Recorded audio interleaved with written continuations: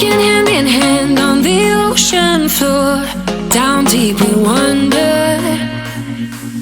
Louder we sing, no there is no cure in this together. I don't wanna tell you that it's not real. Nothing is a fairy tale.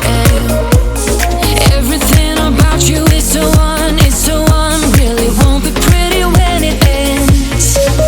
Now how could I leave with your sweet love on me? Yeah, yeah. Something about you always makes it harder. When you got my lipstick on your white shirt collar.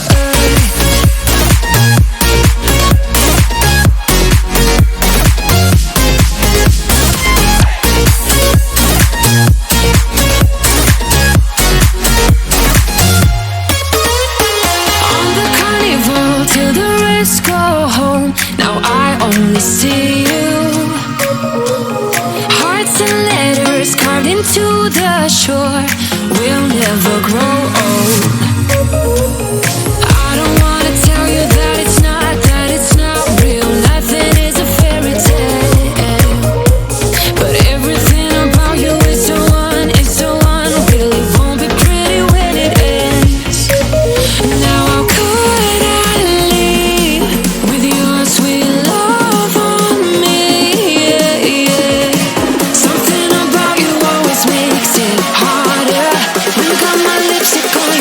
Shirt collar.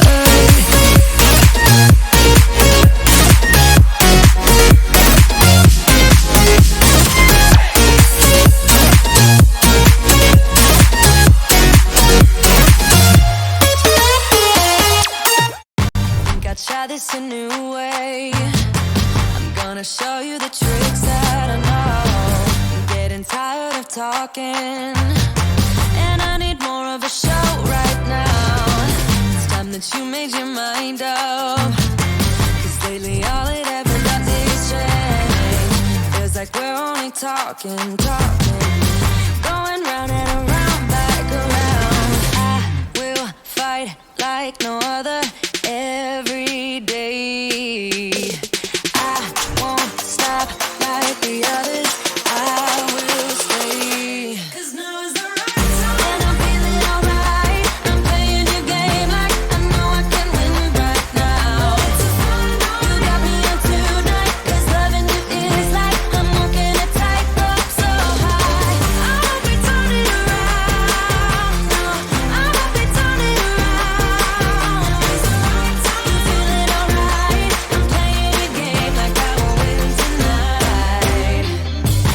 I'll do it on my way. I'm gonna show you what I'm going through. Get you out of your comfort zone. 'Cause I need more of the truth right now. It's time that you made your mind up. 'Cause lately all it ever does is change. Feels like we're only talking, going round and around, back around. I will fight like no other every day. I won't stop like the others.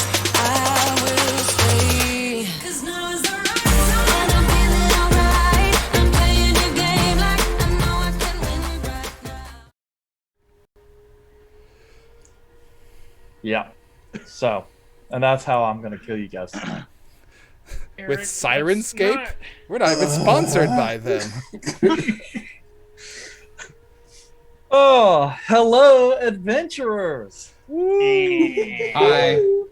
Yeah, and if for some reason you don't know us by now, we're just a group of friends here who congregate on Tuesday nights to spend time together while enjoying one of the greatest games of all time, Dungeons and Yahtzee. Dragons. What? Yahtzee? Yahtzee is a good game. Yeah, okay. But no, Dungeons and Dragons, 5th edition. What is it the best? All right, you're deviating. So, anyway, we will be meeting tonight here to open the book to Chapter 3 of our Adventures in Athoria campaign. We'll be streaming every Tuesday at 8 p.m. Central with an after show on Thursdays at the same time. If you're interested in our socials or have any other questions, feel free to ask the moderators in chat. As a note, the players and I do not generally watch the stream during the show, so we won't see your comments until after the shows appear on VOD after the end of the session. And then all of our videos are also uploaded to YouTube about 2 days after that. And unless there are any other announcements, which our producer has not made me aware of. No. No. Okay. Thank you all for supporting us. Yeah, thank you all for supporting us. So with that, and a humble thank you to all of us who have come to see the show for the first time, and a bigger thank you for those who have returned. I think it's time for us to kind of see what happens next. So the scene now opens with our group of adventurers having just left the small village of Houselet to pass into the old forest that lies on the western edge of town, between a mountain range that bisects the small island that they happen to be on. Upon the shadow of Mount Rua in the northern edge of the mountains, they're in search of a glade or cave that exists somewhere in this forest, which was home to a small clan of green kobolds, the last known surviving member of which happens to be Mizak, a small kobold that was spared by our adventurer in Chapter 2 after being caught and arrested and sentenced to execution by a couple of the members in technically episode 0 in the pre-session. However, Mizak has alerted the group that his tribe was decimated by a fearsome creature that did something wrong, some allusion to a curse, prior to the entire decimation of his tribe. The group now travels through the forest to collect some more information on that.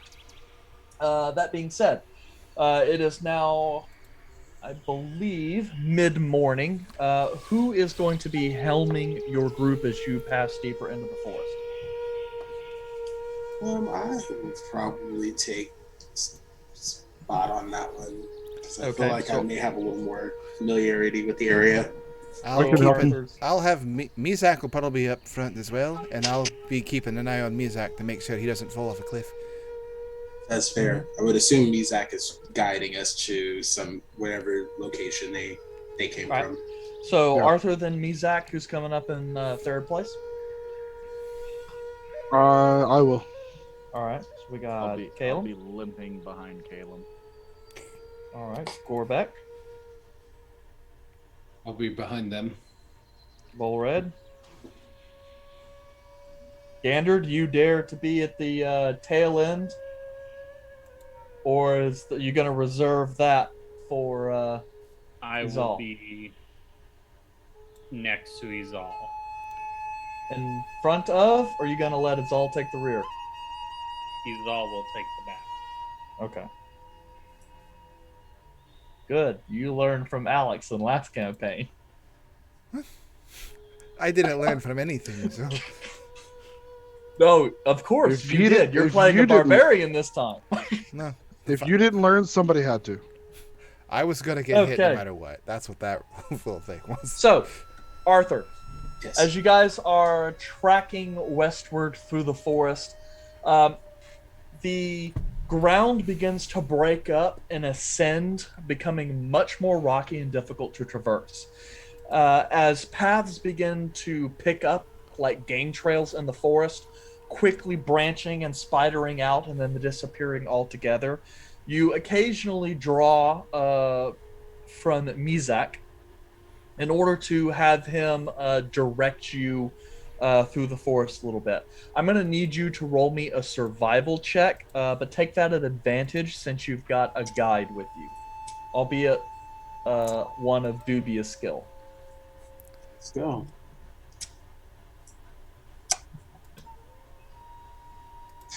I will take that 19. 19, and that's 19 total? Correct. Awesome. So, the first couple hours begin to be slow going as the terrain is lifting so quickly. In some parts, you guys have to slow down and climb a little bit. Thankfully, the lifts in topography don't require climbing equipment, but you do have to watch your step a little bit, especially because as you guys get further, the vegetation grows much more dense, and moisture seems to hang in the air. As it seems some of that bizarre snow that seemed to coat everything from the morning is slowly starting to melt, causing a little bit of rain and heavy precipitation underneath the canopy and into the undergrowth. Very quickly, your guys' boots start to slosh, and muddy water slowly starts to input in there, get in there. It kind of dampening your socks and kind of making general progress just not difficult but still miserable. But as you guys crest near noon, the topography begins to even out only slightly. There are still large sections where the land starts to dip and then rise up. But now you guys are kind of moving at a similar elevation and are only having to raise or lower, respecting that topography as you guys continue. But your pace begins to slow even more as you guys aren't able to walk a direct path. Let's see here. Gorbeck, how about you give me a perception check?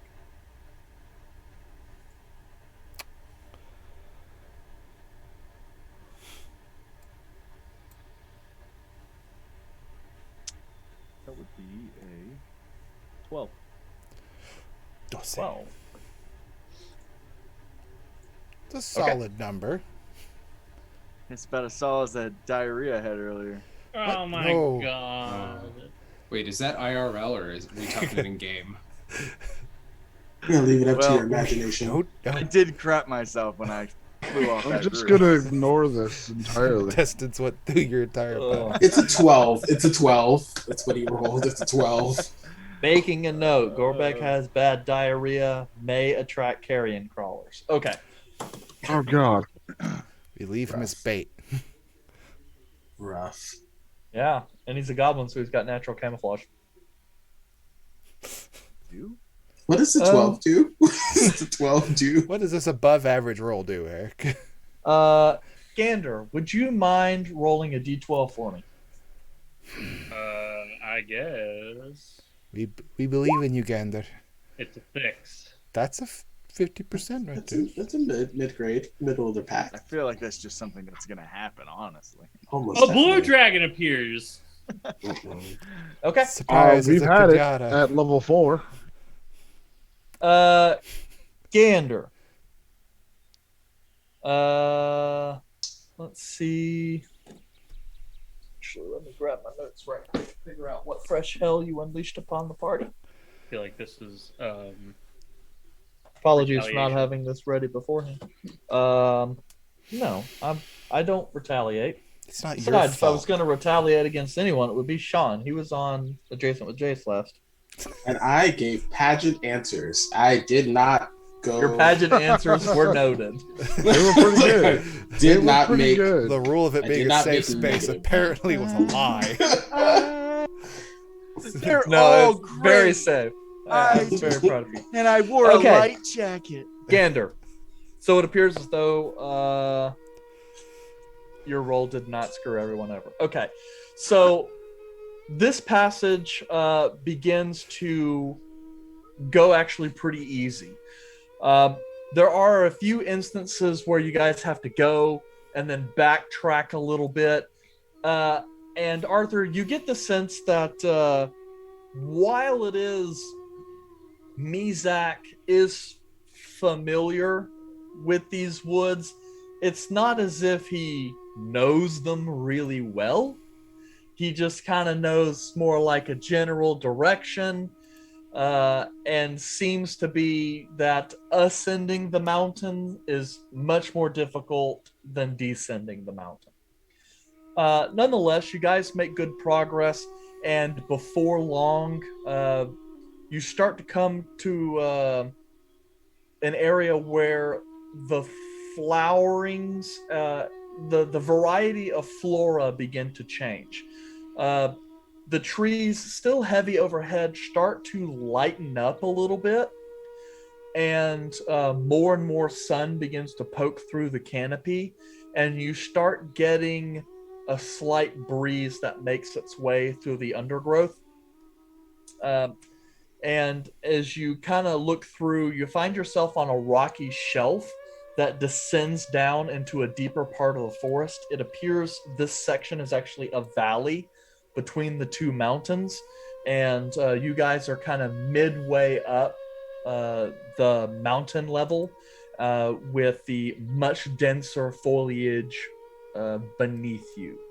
But you guys can look off northward towards Mount Rua and see the blanket of green that heads up its slopes until eventually it disappears in a misty fog about halfway up, you would guess. And that's where you guys meet.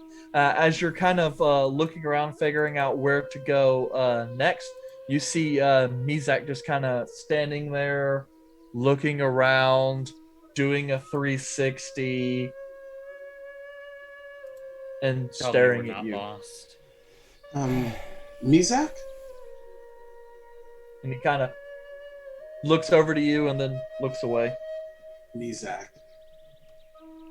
Where do we go now?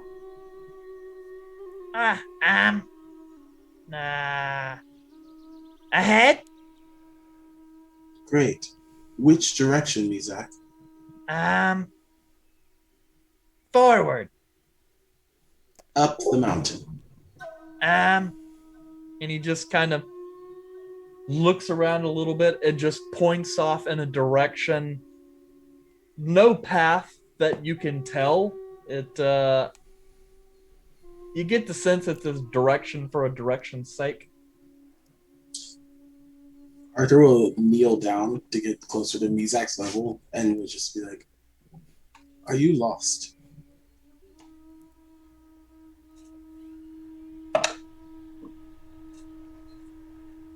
He goes, no.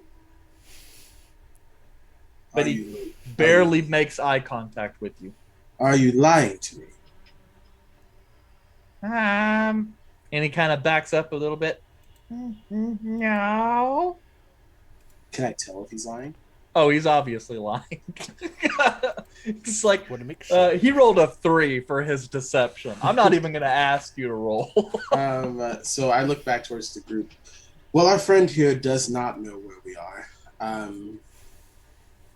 So our options are to continue to follow whatever laden path that he has provided, or we can try searching for our own path at this point. I don't really have a better option for you. Hey, Mizak. And Mizak kind of turns around and looks at you. Is there any type of thing you're supposed to be looking for to find where you're going? Or are you just lost? Like, is it like a tall tree that you would normally turn at and you just can't find it? Because if there's something we can help you look for, we can do that. But other than that, we're just lost in the woods with you. He just kind of looks and thinks really hard.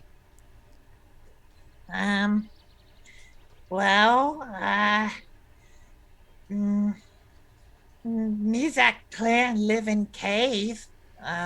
We could look for cave. So, are we still pretty much in like a forest area? Yes, but it's heavily rocky. And a quick look around, most of this rock looks porous enough to where there's probably quite a few caves in this valley. May I make a investigation check for a foot trail? Because I'm sure kobolds That would Roaming normally around. be survival, but sure, you can use investigation. You want to look for signs of other life Yeah. or stuff like that. Fuck. 15. 15. You look around. You don't see any signs of kobold footprints or anything like that. You do, however, see some notches in a tree that appear to be made by a dagger, like hunter's marks that they might use to kind of help them mark territories or locations.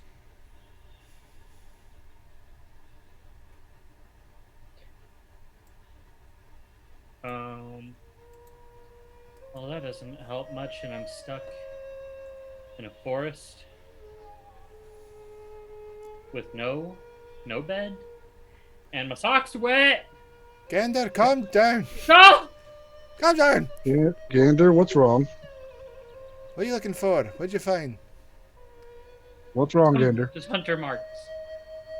Markings. How tall are they?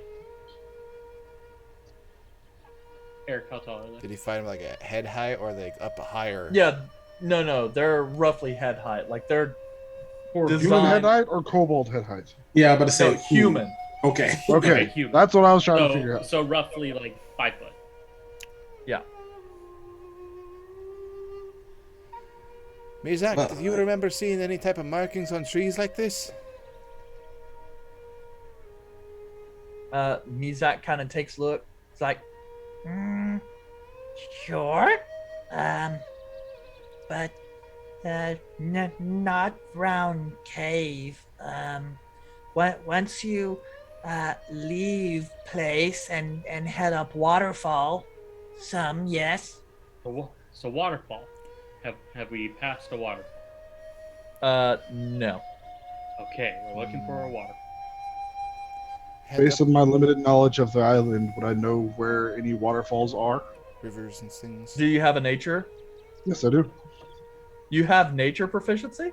Yes, I do. He's Holy the, shit, he's Caleb, the go druid, ahead and roll the it. druid of the party. I have nature proficiency. He's not thank the you. druid. I rolled a 9. Oh! 4 Well, plus 5. Yeah, you That look does around. equal 9. You don't have a whole lot of knowledge of the topography of this island. However, you know, water in general tends to roll downhill. I don't know about this place. This place is weird. Would I be able to assist him in that, like helping him? Do you have proficiency in nature? I have half proficiency in nature. Oh, that's true. Well, then you go ahead and make a separate roll. Okay. Good luck. Yeah. I'm gonna need it. He said he found these marks when he went up. It's a 14. 14. Nice. Yeah, so, Caleb, you're kind of looking around, pointing off. You're getting a little distracted. But between you and Arthur together, you kind of start trying to map out what you think the topography under this forest might look like. And you get the sense that the slope that you're on at the present moment probably does not get enough water to really develop anything like a waterfall. As you look farther on the northern side of the valley, near like the actual Mount Rua, especially with the mists and stuff, you assume if there is a waterfall anyway, it would probably be north of your position. Thank you for pointing that out, Arthur, because I completely missed that. Hey, no problem. That's what I do. I kind of point out stuff that might be a little less obvious than other people. I pull out a big leather-bound book and just start like just holding it.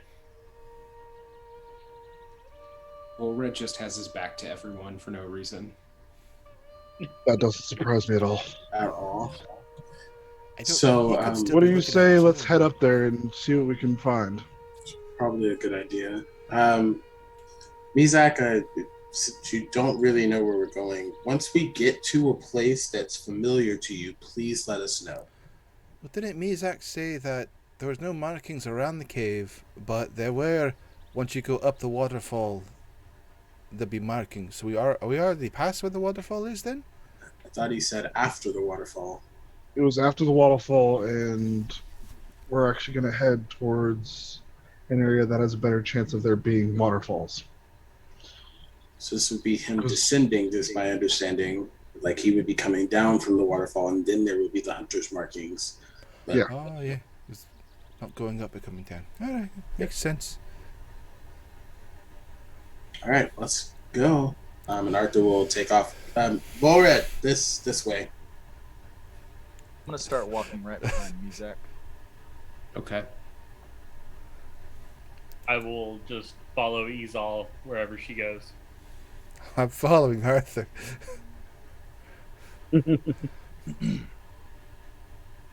Okay. Well, Arthur, if you are taking the lead Initiative.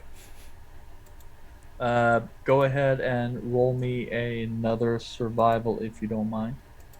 Can I Hey, assist him survival. with nature? Nope. All right, cool. Sucks. Just base survival, no advantage this time, right? Yeah, because Mizak is obviously useless. I knew it. I'll take another 19. Damn. Could you like not roll so well? No, because the first time I rolled, it was horrible. I needed to roll higher. I'm Yeah, gonna man, take a little like- luck right now. To warm I up that would like- digital dice roller. I would absolutely love to like soften this party up before I, beat the crap out of you guys. So Do you want me to manual roll instead of the digital roll? No. All right, cool. I could roll another d12. No. I'm not rolling another d12. Yeah, that's ridiculous. Okie dokie. Yeah. I'm sure it's fine. Okay. So let's see who hasn't done something cool. Volred, how about you roll me a d12? Yes, sir.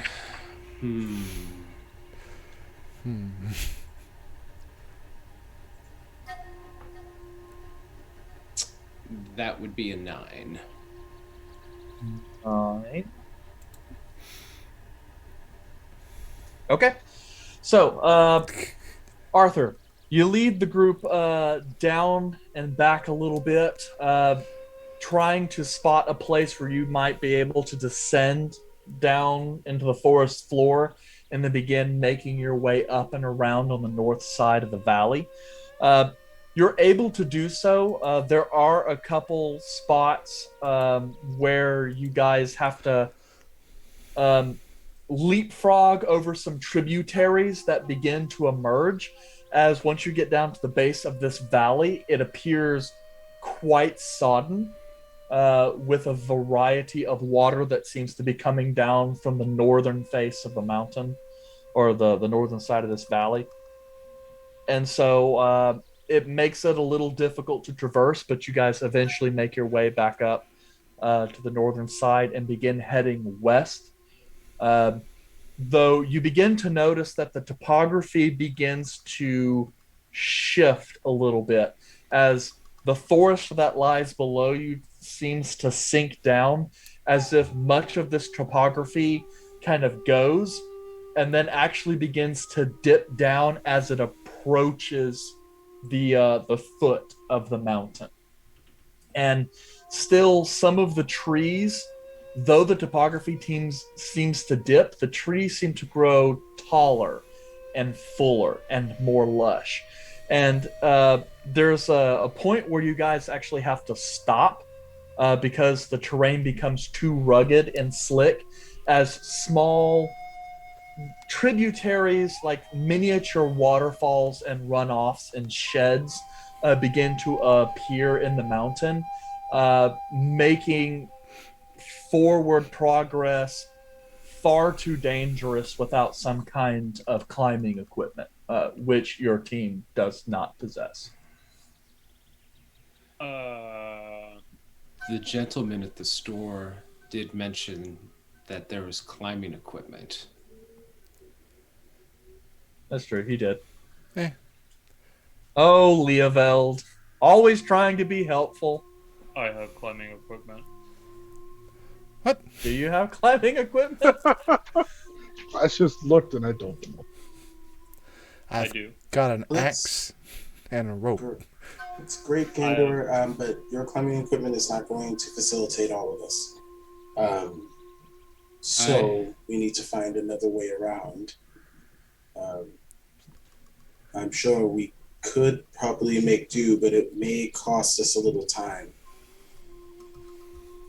I don't see climbing equipment in your inventory.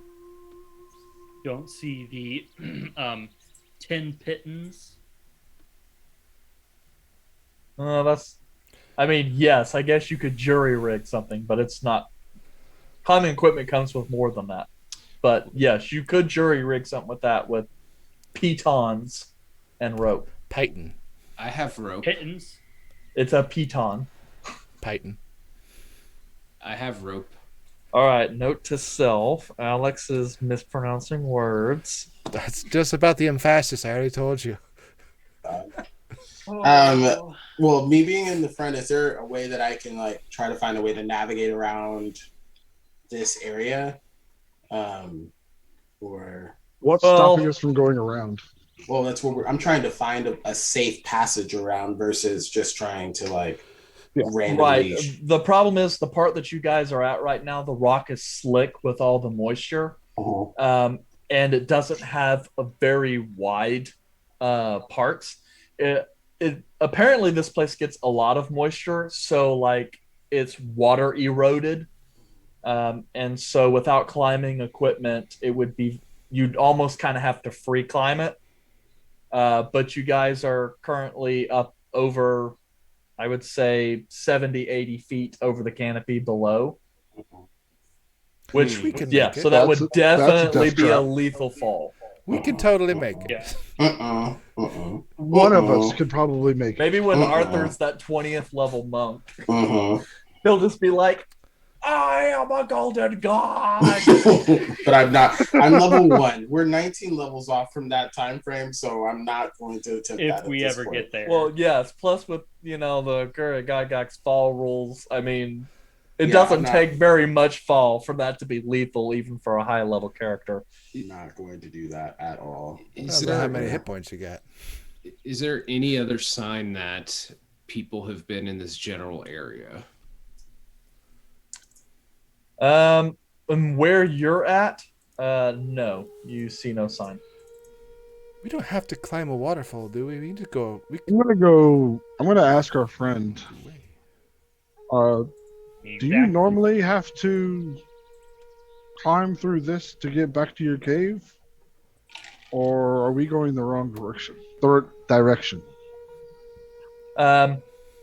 Mizak kind of looks around at the area.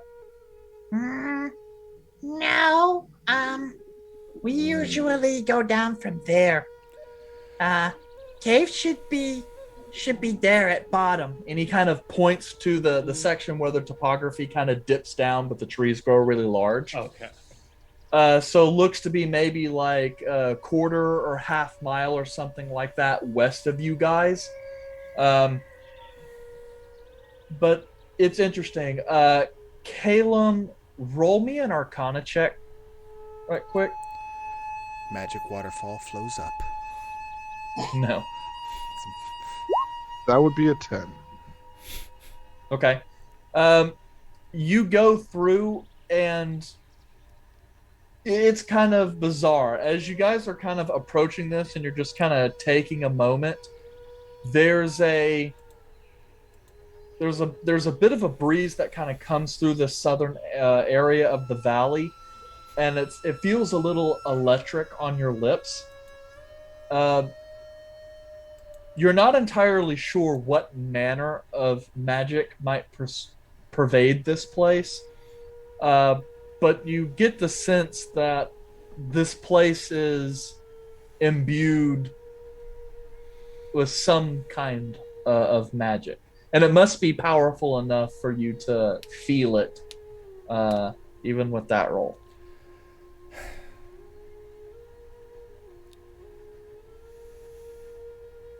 So we go down into the valley to the mountain. Problem is that it is very slick.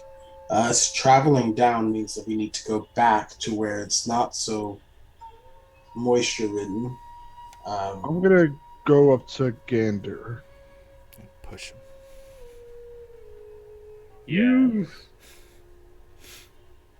You know a bit about magic, correct? A bit, just enough to get me through my artificing lessons and standard practices. He got his bachelor's degree. Because I am sensing something, but I'm not able to actually see anything. Do you sense anything about this area that would set your hair on end? Well, I mean, this area is under a constant barrage of magical effects from the sky, so I'm sure there's some magical energies that have embedded itself into the earth. But yeah. Eric, may I attempt a Arcana roll? You may, if you like, given kind of do a little bit of investigation around, pull out some of your Arcana contraptions, study like some of the herbs that are growing, see if there's any mutations caused by magic. Can I inspect the stone? Yeah, sure. It's wet. Done. I'm not rolling. You're not even gonna roll? Nah, it's good as wet. It's wet rock. Big old 1-8. Big old 1-8. From what you can go around, the land itself does not necessarily feel magical. It's almost more like there is a presence of magic that sits on top of it, without more information like detect magic or anything like that that might allow you to see magical auras. But yeah, as you go through, some of your contraptions and stuff kind of, whiz a little bit. It's just a little spinner that, like, at any arcane energy, just ding, ding, ding, ding. Well, but see, that's what's kind of weird, though, because typically, like, this thing is only designed to help you out with deciphering magical phenomena. But normally you would need to detect magic in order to sense that kind of stuff. The fact that it's so palpable, even without those extra instruments, means that whatever is on here may be subtle but powerful. Tastes like transmutation. Just taste the air. Yeah. It tastes like cognac to me. Yeah. And how far away is it? I mean, it's everywhere. Okay, so it's just on top of this area. Like a mist. So, Eric, I did roll a 7 for my history on stone. It is wet. Yeah, it's really bizarre. Like, you are not very familiar with whatever type of stone this is in. Like, you're going through it, and you're like, it's different. It's got kind of a green colorish to it. It's like, this is weird. Rocks down here look weird compared to the north. So we think this is all magical, or what's the? I mean, consensus? there's magic something. There's magic something. But I concur with Arthur that the best bet would just be to backtrack and find our way back into the valley and descend. Or you just say we must go back up to go back down. Gotta go around and back down and get up again. To avoid falling down a massive cliff. Fall up and around. Yes. Okay. I'm confused. Out But of yes. curiosity, they're all talking about magic and like imbuing the stuff. I take out my axe and I just hit the stone as hard as I can with it. Just No, why would you do that? because I am a little curious to see what will happen. So I take the blackened axe and. Okay. You cleave. You don't roll the edge or anything. As you hit it, you see sparks and stone just kind of chip off. It definitely acts as normal sedimentary rock, although rather dense. I pick up the chunk like, Gander, sample. Thanks. I hand it to you. I'm going to have my familiar. I'm going to have my familiar fly up and see if he can find another way around this area. Ooh, what kind of familiar do you have? Right now, a bat. Yeah. And it's kind of weird because you haven't seen it before, so Caleb just kind of like flutters his robes and a bat flies out. You should probably wash those. You just keep that in there? Like, that's very unsanitary. Does it breathe? Very disgusting. Yeah. Those things just poop everywhere. I open up my robes and there's just a little pocket that he sits in. Full of bat guano. Well, I mean, Very entertaining. Apparently, bat guano is like used for like magical stuff, so I guess that makes sense. Well, also it's magical, so he doesn't poop. Oh, or eat. Yeah. Or sleep. Okay, yeah. I'm gonna start heading back. I follow Arthur. Don't think we're gonna find anything over here. And take the do long my way. best to avoid muddy spots. Okay. So you're Yes. going to make your way back. Izal, given the treacherous nature of all of this stone, would you like to help Arthur in finding a way back? I would love to help Arthur with my immense knowledge of stonework. Okay, so would you mind rolling nature or survival, your choice, and then Arthur, you can roll nature or survival, your choice. I'm more of a survivalist, so. Although Arthur, you're probably better at it than I am because it's territory. I'm gonna go with nature.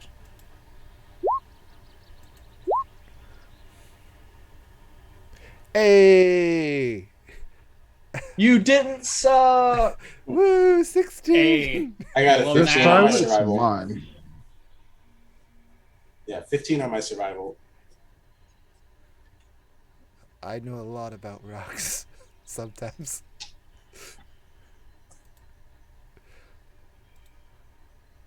Okay. Let's see here.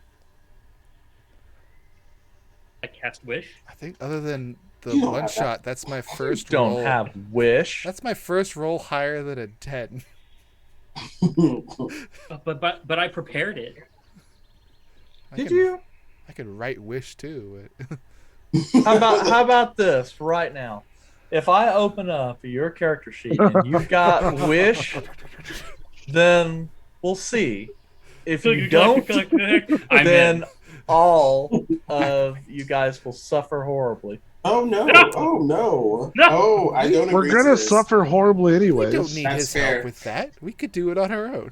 I rolled a 19 and got dead ended in a cliff. So like, I think we're gonna suffer regardless. Yeah. Our But yeah, path Eric, looks we're kind going, of we're going rocky. back down and around to try to get to that little valley that had formed. Okay. So you guys depart a little bit, and thankfully, between Izal helping you guys out and Arthur apparently having really good land legs, even though his sea legs should be his primary, you guys make your way down the mountain just a little bit before everything widens out and you're able to kind of cut back. Arthur, as you're kind of going through some areas, you do find kind of a narrow path slightly bigger than a game trail, leading you to believe that perhaps humans do occasionally make their way down here, or at least bigger game. That heads westward, and you decide to go ahead and give that a shot. Let's see here. But I will need you to roll a perception check. Me? Who? Yes, you, Arthur. And then just double checking something right quick.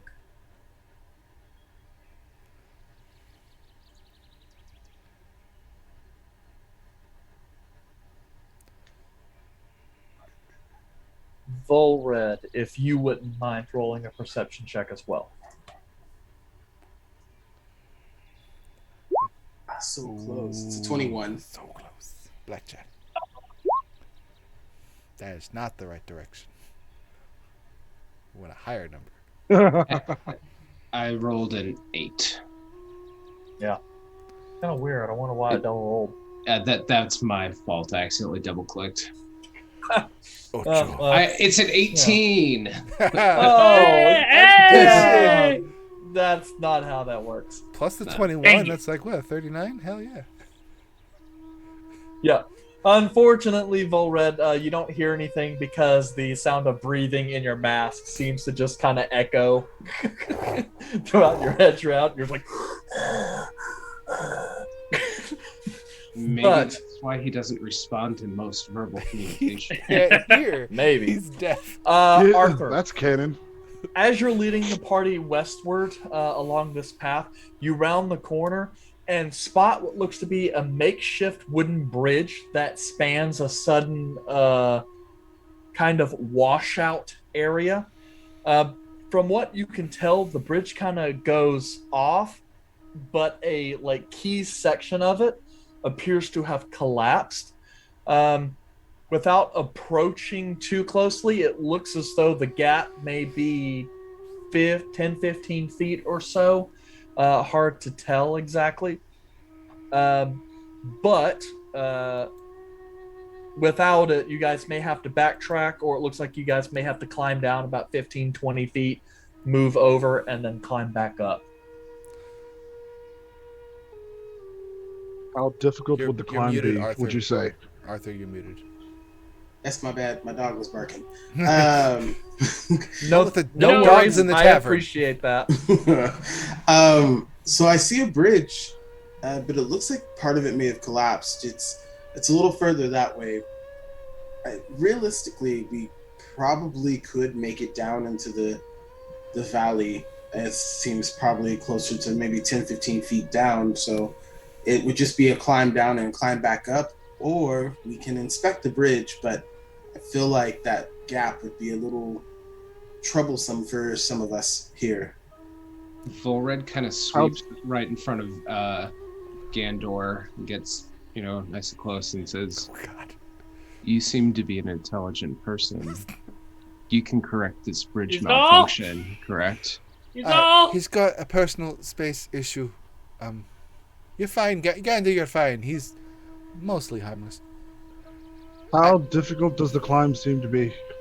Again, it's like 10-15 feet, so I don't think it's anything drastic. I mean, it's nothing taller than a mast on a ship, but Would you guys like to approach the bridge to inspect? Yes. Yeah. Yes. Okay. Yeah. As you do, it appears yeah, no, Alex is like, It's the bad part you do. who all is approaching the bridge? Arthur. Oh, After I separate those two, I'll help too. Caleb, So everybody, except Yeah, for Gander. he's gonna take a breath and just sit down for a Personal second. Breathe. space bubble. He's just gonna. I bring Mizak with me. Okay. Mizak, does the bridge look familiar? Mizak goes, Yeah. We don't really use it though. The humans do. How do you get across? How do you get over there then? We usually go through the bottom. Just climb down, climb over? Well, We usually don't ascend the mountain. We just go through the bottom and walk along the river. That makes sense. Okay, so the mountain. Okay. Oh, yeah, Anyway. That makes sense, this area. Arthur, Calum, and company. While Gander is back about 10, 15 feet, hiding behind a rock or whatever it is Gander is doing, you guys move forward to look at the bridge. There appears to be about a 10-foot section of bridge, and then like just over 10-foot gap where the bridge picks up for looks to be about a 30-foot span. It looks as though there's just a place where those two pieces of bridge were to meet, that the scaffolding collapsed. And it looks reasonably recent. All in all, for someone like you, doesn't appear as though the gap would be too large to try and jump. There's even a tree that sits a little bit farther down that has grown up with branches that kind of go over. So worst case, you figure if you could get a leg to maybe grab a tree, you might be able to kind of shimmy over the tree to the other side. But as you look down, about 15 feet beneath the edge of this bridge lies a small rocky shelf that kind of crests around to the far end of the bridge and then raises back up. So you wouldn't have to, well, and then there's about another section of ground floor that lies about another 15 feet below that. So you could go across the bridge, drop through the gap, get on the rock, walk around, and walk back up. You could. Okay. Yeah. And with a controlled drop from a 15-foot distance, you wouldn't risk any serious injury in doing so. We're inspecting the bridge. Plenty of those. About how long is this bridge in total? It looks as though it looks like it would have been about 50 feet when it was completed. Huh. So the gap is about 10 feet off from wherever we are right now. Yeah. So you got about 10 feet, then about a 10-foot gap that's just right in that crux, because it makes kind of a bizarre, I guess I'll do it this way in the camera. It makes kind of a slightly obtuse angle. And just the section where it meets has collapsed. Why don't we just break the bridge halfway through so it falls and has like a kind of a ladder going down 10 to 15 feet and climb down that? Well, why would we go through the effort of just breaking the bridge if we can just climb down the side and go straight across? Because still, it's a 15-foot cliff face on this side. So if we break it halfway, we get like a semi-ladder on our side and climb down that and then walk across. So I also, that plan involves Izal breaking something. I was going to say, you just want to break something. I have rope. We could simply just tie rope to one of the edges of a tree or a rock face over here and just climb down. Yeah, that's what I assumed you would do. Yeah, Arthur, and as you kind of look up, there's actually a pretty stout branch, so provided you were able to get some kind of rope over the top, you could swing the distance easy. Destruction is quite a beautiful thing in life. I mean, then we'd have to waste our rope over here, we'd come back and get it. This bridge is going to fall apart anyway. You just want to break the bridge. I kind of want to break something. She does like breaking. How long has it been since you've hit something? That rock was about 15 minutes ago. That is beautiful because I am bored. Do you think you can shoot that rope with your bow? Yes. I'll try to hit it with one of my axes, and you try to shoot it with the bow. Arthur, Yes. as you're having this conversation with Izal, you hear just kind of slightly echo, barely audible, just with your high natural perception.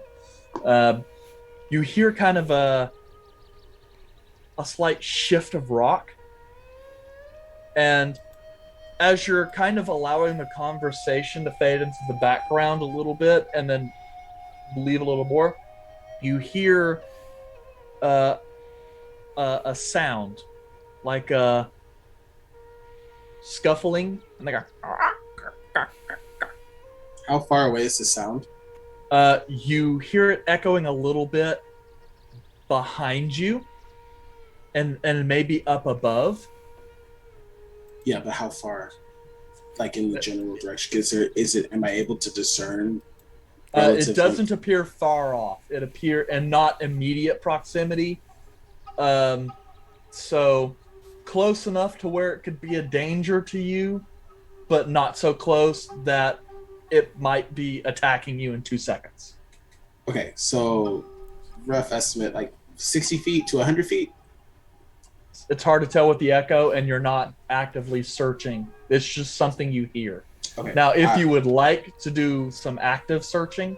Yeah. Hey, hold on, guys. What? Have an accent.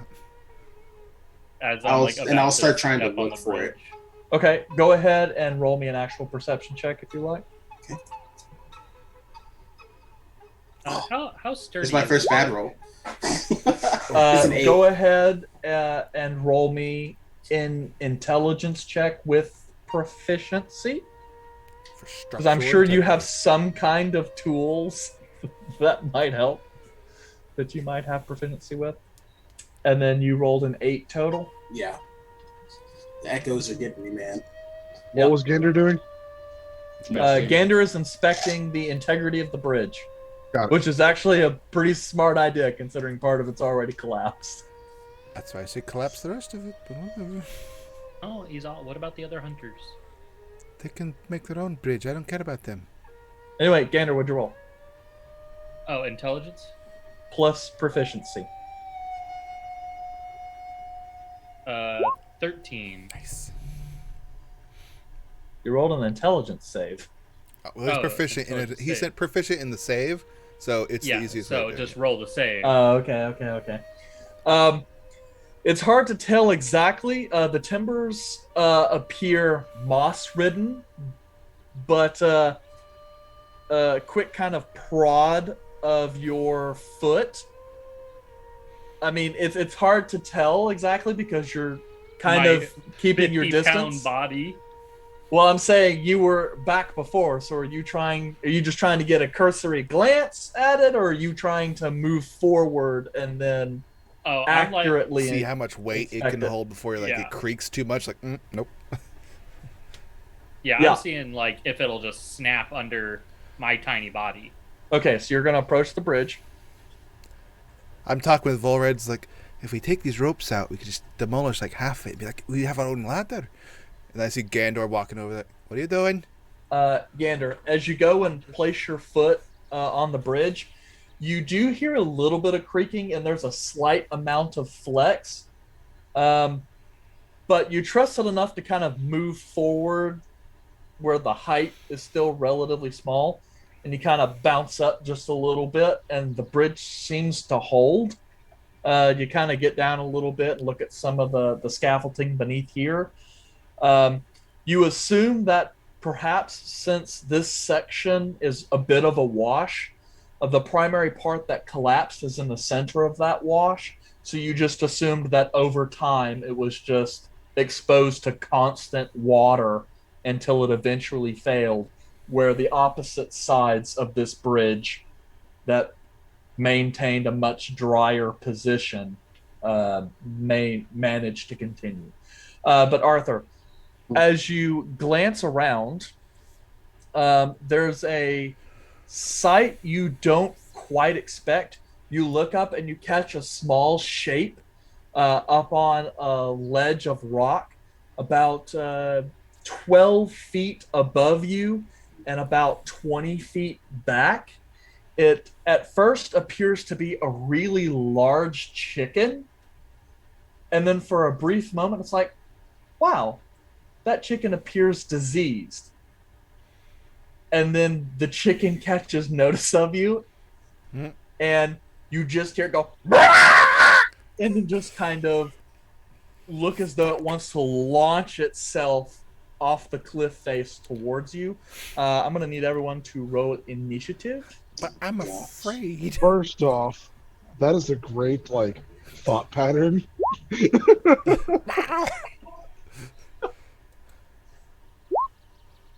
Let's Right. see.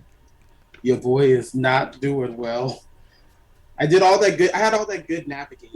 That's what it was. It was navigation, and now I'm just Hey, gonna be. at least we're all together in initiative so far. Ooh. Except for Volred, you jerk.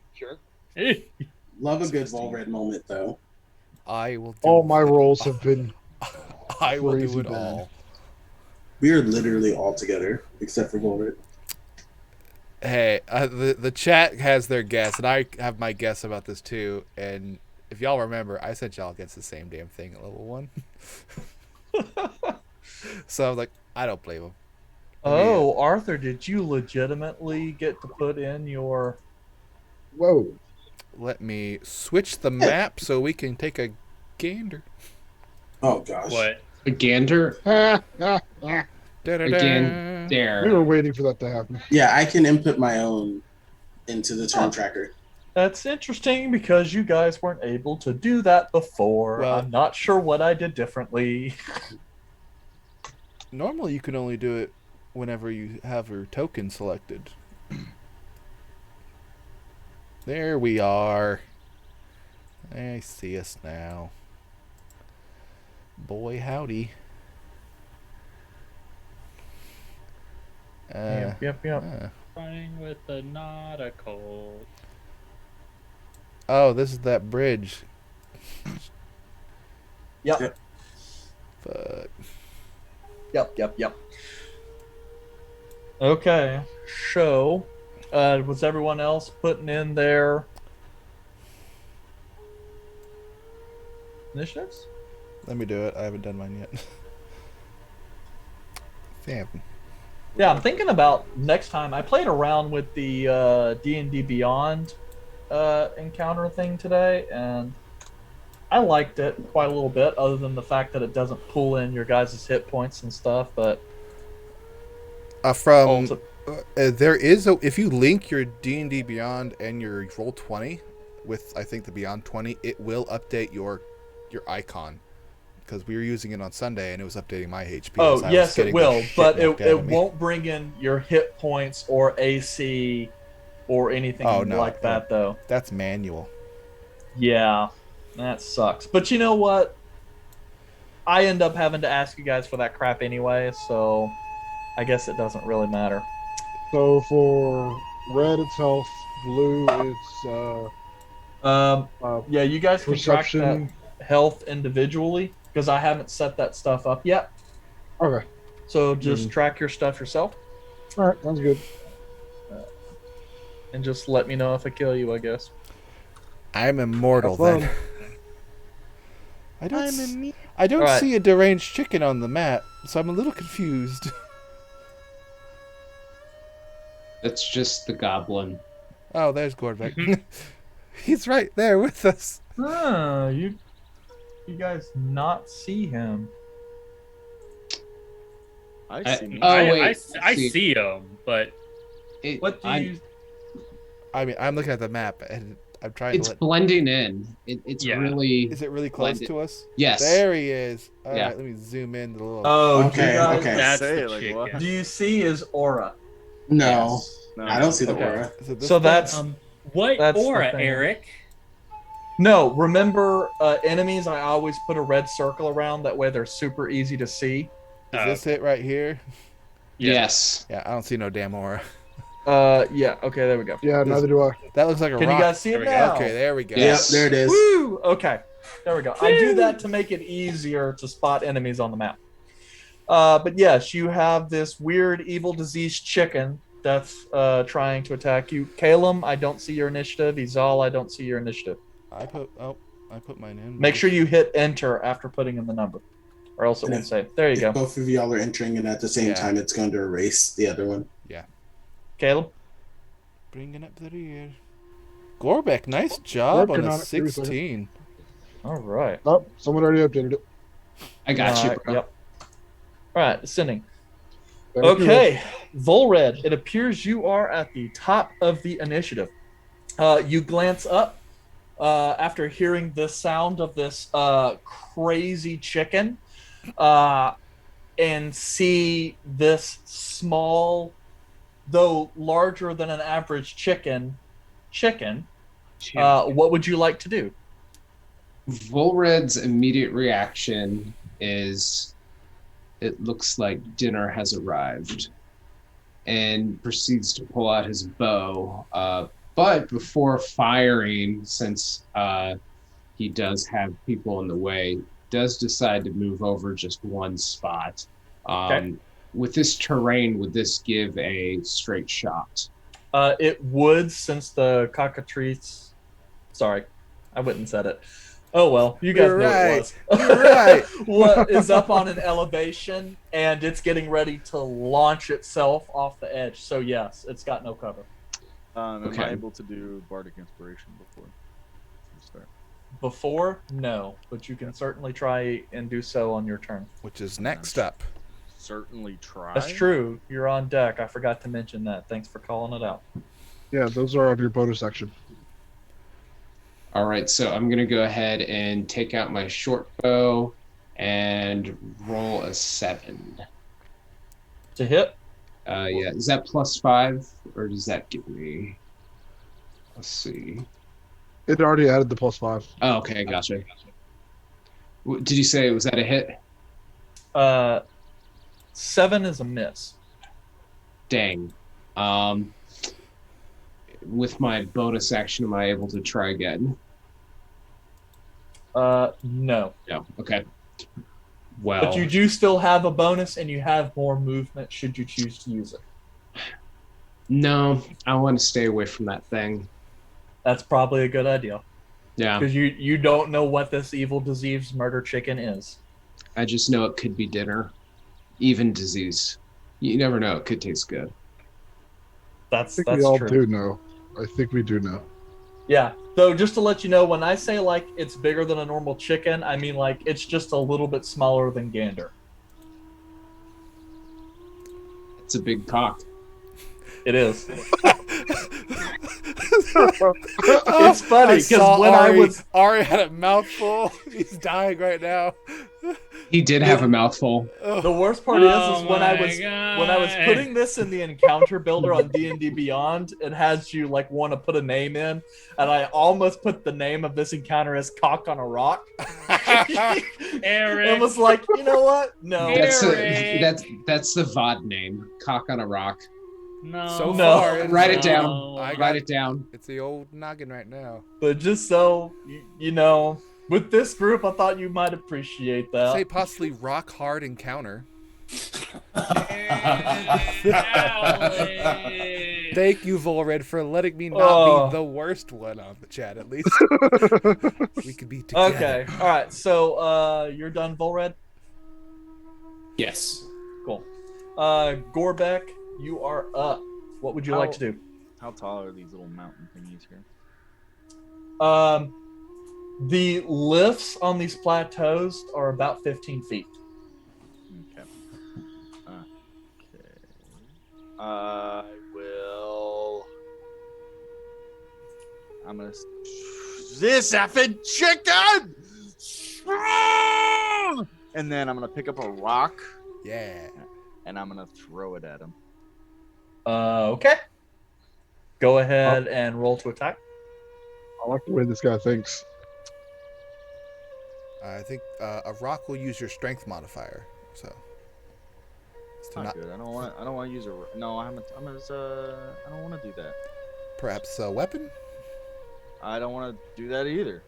Don't have a ranged weapon. Can you sling an insult, maybe? I mean, I could, but I'd rather throw a rock, honestly. So. You're gonna use your strength modifier. I mean, just because rocks are not finesse weapons, they are a weapon of culture, though. Rock does rhyme with. Thank you, Volred. You're welcome. Cast the first stone. You know. Cast the first stone. Oh, that sucks. Well, then I rolled. Is that going to be our tag? There's a lot of good ones so far. Yeah. Chat, let us know which one you guys like the most. I'm sorry, cock on a rock got me though. That was good. Well, then I guess I rolled an 11 then. An 11 hits. Hey. Then I. And that is a D6 D6 plus strength.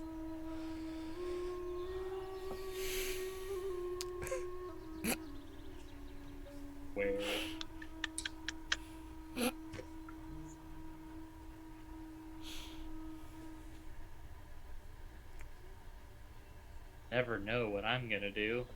3 minus We 1. do nothing. You're gonna sit in the back. We don't have 2, and then I'm gonna do Fury of the Small. Hey. So add a 1. You can't because this creature is the same size as you. And you can only use it on creatures that are larger than you. Then I will So, do how much damage did you do? I rolled a 3, but it's -1 because my strength is -1. Okay, so it's 2.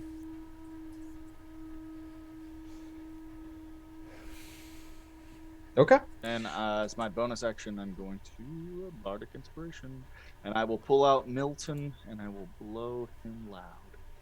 Milton the kobold? The kobold? You're gonna blow the Milton, kobold. Milton, my horn. So you called the kobold Milton, and you call your horn Milton. I think he calls everything Milton that he doesn't know the name of. Okay. Yeah. My young gentlemen, to your death! All right. Perhaps a song will tame this. Who are cock. you attempting to inspire with this war music? Caleb. Caleb, you have a bardic inspiration, which is a D6. That is Alrighty. present level. And that is for ability checks, attack rolls, or saving throws. And just a reminder, you roll it after you roll. You could roll it whenever you want, as long as you don't know the result. Yes. So you have to decide to use it before you give me your total.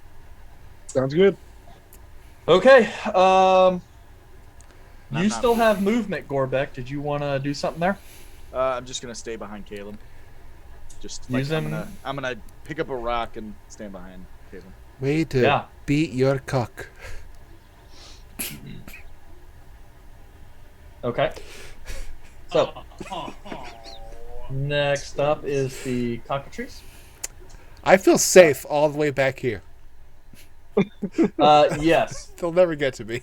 The Cockatrice is going to launch itself off the edge and then come laying at the ground. Since feet, it you gotta had take fall damage. 15 feet. it has a fly speed, so it can launch itself off the edge and flap its wings, and it's good. Have you ever thrown a chicken? Yeah, just remember, you don't want to hit this chicken more than a couple times, or else it calls all the other chickens. Wait, it's one Wrong game, Eric. It's a Wrong cuckoo. game. Maybe I took Cockatrice. inspiration. You don't know. He just got hit with a rock, so that's Shake it once, it's Okay. So Shake it since twice, it was you're launching fine. it, since it was Shake launched, it 3 times. Trevor? You're playing with your cock. You can mute him. You know that. Well, Alex can mute him. yeah. But since it had Arthur first, it's going to attack Arthur. Okay. Leave me alone. That is a 13 to hit. It misses. All right. So it launches, it lands on the ground, its face orients up to you, and then it jumps off trying to snap right at your face. You quickly throw your head back, narrowly missing the bite of the Cockatrice, and it kind of boom, just hits into your shoulder and then kind of hits the ground flapping and then reorients itself. And that is really all it can do. It only gets one attack. So, Caleb, you're up. Izal / Gander, you're on deck. I'll go first, Gander. Oh, I was gonna say if I could go first. All right, so I'm going to take a look at this thing, and I'm like, Yeah, as you get a better look, it's chicken-like, but it's the size of kind of a large dog. And the feathers that seem to come off the back of its head look more like barbs from a porcupine. It's got really flat white eyes, and its beak has serrations on it. And its breath smells pretty rancid. Yeah. And it's mostly devoid of feathers. So it's like a naked chicken with barbs dead eyes and serrated beak So That and a to, forked tongue. Yeah. That doesn't look healthy, so Reminds So me to- of my mother's cooking. I'm So- going to cast Mind Sliver. Ooh, I drive a disorienting spike of psychic energy into the mind of one creature I can see within range. It makes an intelligence saving throw of 13. Well, this thing looks Okay. very smart. Intelligence? Oh, Yes. God. No, it is not. It's so clever. You can see it in the eyes. Where It's- Eric rolls a 20. It's got a bachelor's degree in physics. That is an 8. Okay, so I was he takes kind of hoping it passed. 1d6 psychic damage, and it subtracts a 1d4 from the next saving throw it makes Okay. before my next turn. Or at the end of your next turn. 2 damage. Hey, 2 damage is worth it. Any damage is good damage. Who spiked the chicken? what was this talk about? What happens to make the cock call the other cocks? Yeah, we Okay. got there yet. Anything else you want to do, Caleb? Hoping that was a joke. I don't want to get attacked by this thing. Yeah, it's El So- Diablo, which is like a Mexican fighting chicken. So Call me I'm just Magic going Man. to. You say that. I get the reference, Eric. Yeah, I think I'm gonna risk it. For the biscuit. I'm gonna take a 5-foot step back like this. You're gonna take being penetrated by the cock? Sure, let's do this. Okay. It's a natural 20. Oh my god! Down goes Caleb. Plus 3 You is a have like 23. 5 health! And because of that, it's automatically 4 plus 1 for 5. Wait. Yep. I got Alright. That's fun. Oh, never mind. Plus Can't do 3. it. Never mind. That is 8 points of piercing damage. Oh! Did I just down Caleb? No, I'm good. I'm good. Lies and deceit. Yes, I'm down. I'm down. Oh god! Okay. Lies and deceit. I was about to I ask. got fucked by that cock. Caleb. Oh, Yep. the wizard is down. Caleb, I also need you to roll me a Constitution saving throw. Welcome to the Cockatrice, where we get rock hard. Do I automatically fail because I'm down? no? No. You would only fail dexterity saving throw? Okay, so I got the roll, but I'm going to add the bardic inspiration. So give me just one moment. Oh, that's true. This is a Come good on. one to add it to. Although you could have saved it for a death saving throw too. Well, if you Just throwing that out there. I got a 12. You passed. Okay, because I rolled a 9. Yep. Like that was with that, as you get pierced from behind and hit the ground, as your eyesight starts to waver and your head rushes, you feel kind of an impact of something that maybe some kind of venom, you're not entirely sure, course through your body. You feel as though you lose your motor function for a bit, but you manage to shrug it off right before you lose consciousness. And your basically teammates just see Caleb go down hard. He is now face first between Gander and Gorbeck. Still not an immediate danger zone, but close enough to danger that he could risk death. Oh no. So that went pretty well. Izal / Gander, in case that changed your thoughts process, which Oh, no. one of you would like to go first? No, Gander is seizing the initiative. And I'm just gonna go seeing out as chicken. Just straight murk. Yes. Straight up Just- murdered he this just human. leaves. You're not wrong. Kill him. Kill him now. Are you attacking the chicken? No, I'm moving. The tree. The tree is where the bridge is collapsed, right? Yes. Okay. I'm just running straight there. In sheer panic. The only person who can heal. And And you run onto the bridge. questionable Dennis. decisions. You know, we're just gonna let him play. Sheer panic, guys. Sheer I panic. agree. It makes All right. perfect So you're sense. moving. Are you doing anything else, Gander? I'll throw a wild, I guess, firebolt at it. Okay.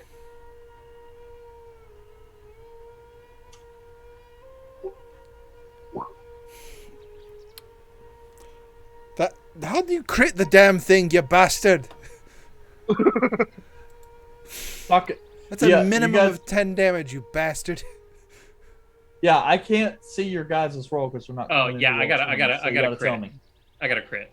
Yeah, I figured that, but let me know, because also, What's your damage? because if I don't see him, then the people 15 in stream damage. don't see him. Okay. And I continue running, not even seeing the collapsed bridge. It's Me as a player, I hope you fall. I just hope you fall. Hope you don't. Okay. I hope you fall.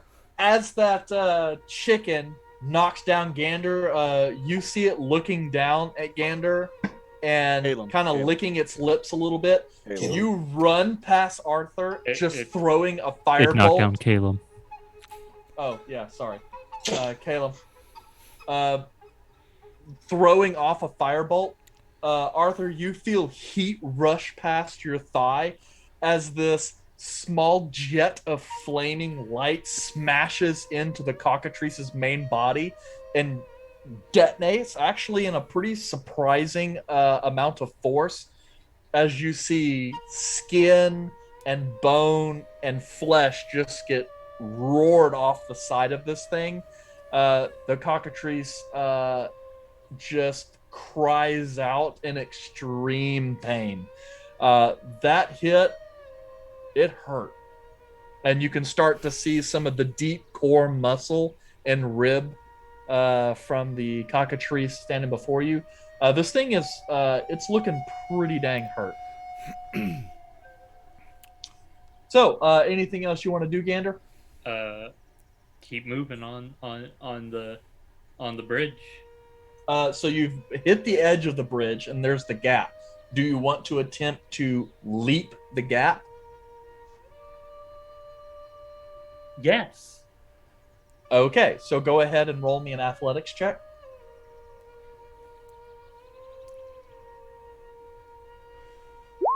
Five.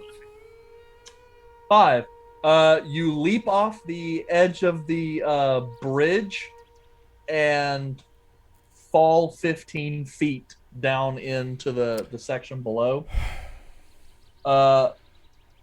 Thankfully, because of that distance, it wasn't enough to take damage. But you do land in the square prone. But okay. Just see fucking Gander sprint off and just. After dealing a pretty impressive blow, it's like, wow, Gander dealt the most damage, and you see him run and just basically jump off the edge of this bridge. You're not sure if he jumped off the edge of the bridge on purpose or not. Only Gander knows that.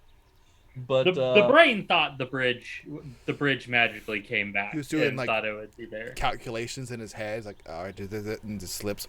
Oh no. Yep. So you are now beneath this bridge, and you don't have line of sight on anyone. I'll crawl to the tree. Crawl to the tree. You ain't got no damn movement left. Yeah. You You're can hit the prone. ground and then use the rest of your movement to kind of get back up on your feet. I but you wouldn't are have now got back up on my feet. I would have like panic crawled. literally crawled. Panic, Eric, panic. Yeah, so we'll just say, you crawled up here the base of the tree. Okay, anything else? I hear the cock making noises in the background. It sounds like it's barking. Anything else? No, that's it. Cool. It's a Izal, what are special you doing? breed of cock. Well, I didn't really pay attention to him shooting a firebolt over there. I just saw Caleb go down and Gander just sprint off a bridge. Because I watched him run off. I had to make sure wherever he goes. But I see the damn chicken still there, so... Fuck. Here we go. 10, 15, 20, 25. I'll get in between Caleb and the Cockatrice. As I do that, I'll drop the shield down and pull out a hand axe and come up with one swing for the blackened battle axe and another one with the hand axe as a bonus action. Okay. And I'm not raging because I don't have time for that shit right now.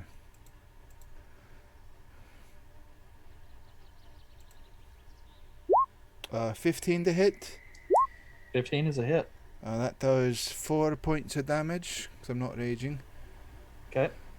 And the hand axe is a 20 total for... Let's see what it rolled. 1 point because I don't have a modifier for it. So a total of 5 points. Okay. And this Cockatrice is looking pretty rough. Another savage blow like that might end the beast. Anything else? I'll just hold up there, try to draw the attention of it. It's like, someone get the damn smart person up again. And I point at Caleb on the ground. And I'll just try to hold off the Cockatrice. Yep. Okay. Arthur, you are up. Yeah. Quick question. We have a house rule where we can use potions on a bonus action, right? You have a potion slot that you can have a potion in that you can quick use as a bonus action. Awesome. Great. Does that have to be on myself or can it be on someone else? Technically, it would normally be on yourself. But since Caleb's already there, I would say you could still use it because the potion is quick available. Cool. I'm gonna punch this Cockatrice. Okay. Oh! I'll dick it right in the schnoz.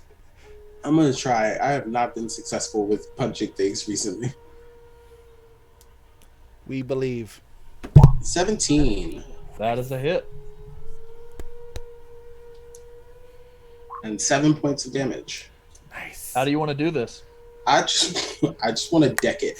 Like, not even like the kosher deck where you just kind of like punch. I want to look and then like immediately use the momentum to turn around and give Caleb the potion that I have that I bought for myself and didn't end up having to use, but luckily we have it.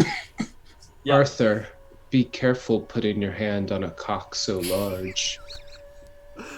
I don't have time to dissect that. I've got to get Caleb. We've got to get Caleb up. Okay. Yeah, so working really quick, you just go and just kind of go right for the soft part that's already burned with a quick swing with your left hand as your right goes to the potion at your belt. You hit and penetrate much deeper than you expected. You actually feel the ribs of this Cockatrice crack, and your fist goes through to internal organ. And as you kind of pull back, the Cockatrice just kind of folds over, all resistance in his body completely gone.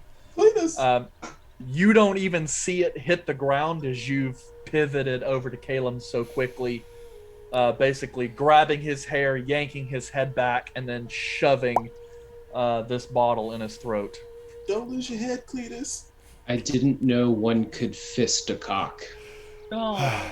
I'm not listening. We are I'm going not to listening talk to about Volred this at later. all. I'm not listening to Yeah, Volred for at someone all. who's apparently so high-born, he has a very low-born sense of humor. I will heal Caleb for 7 points.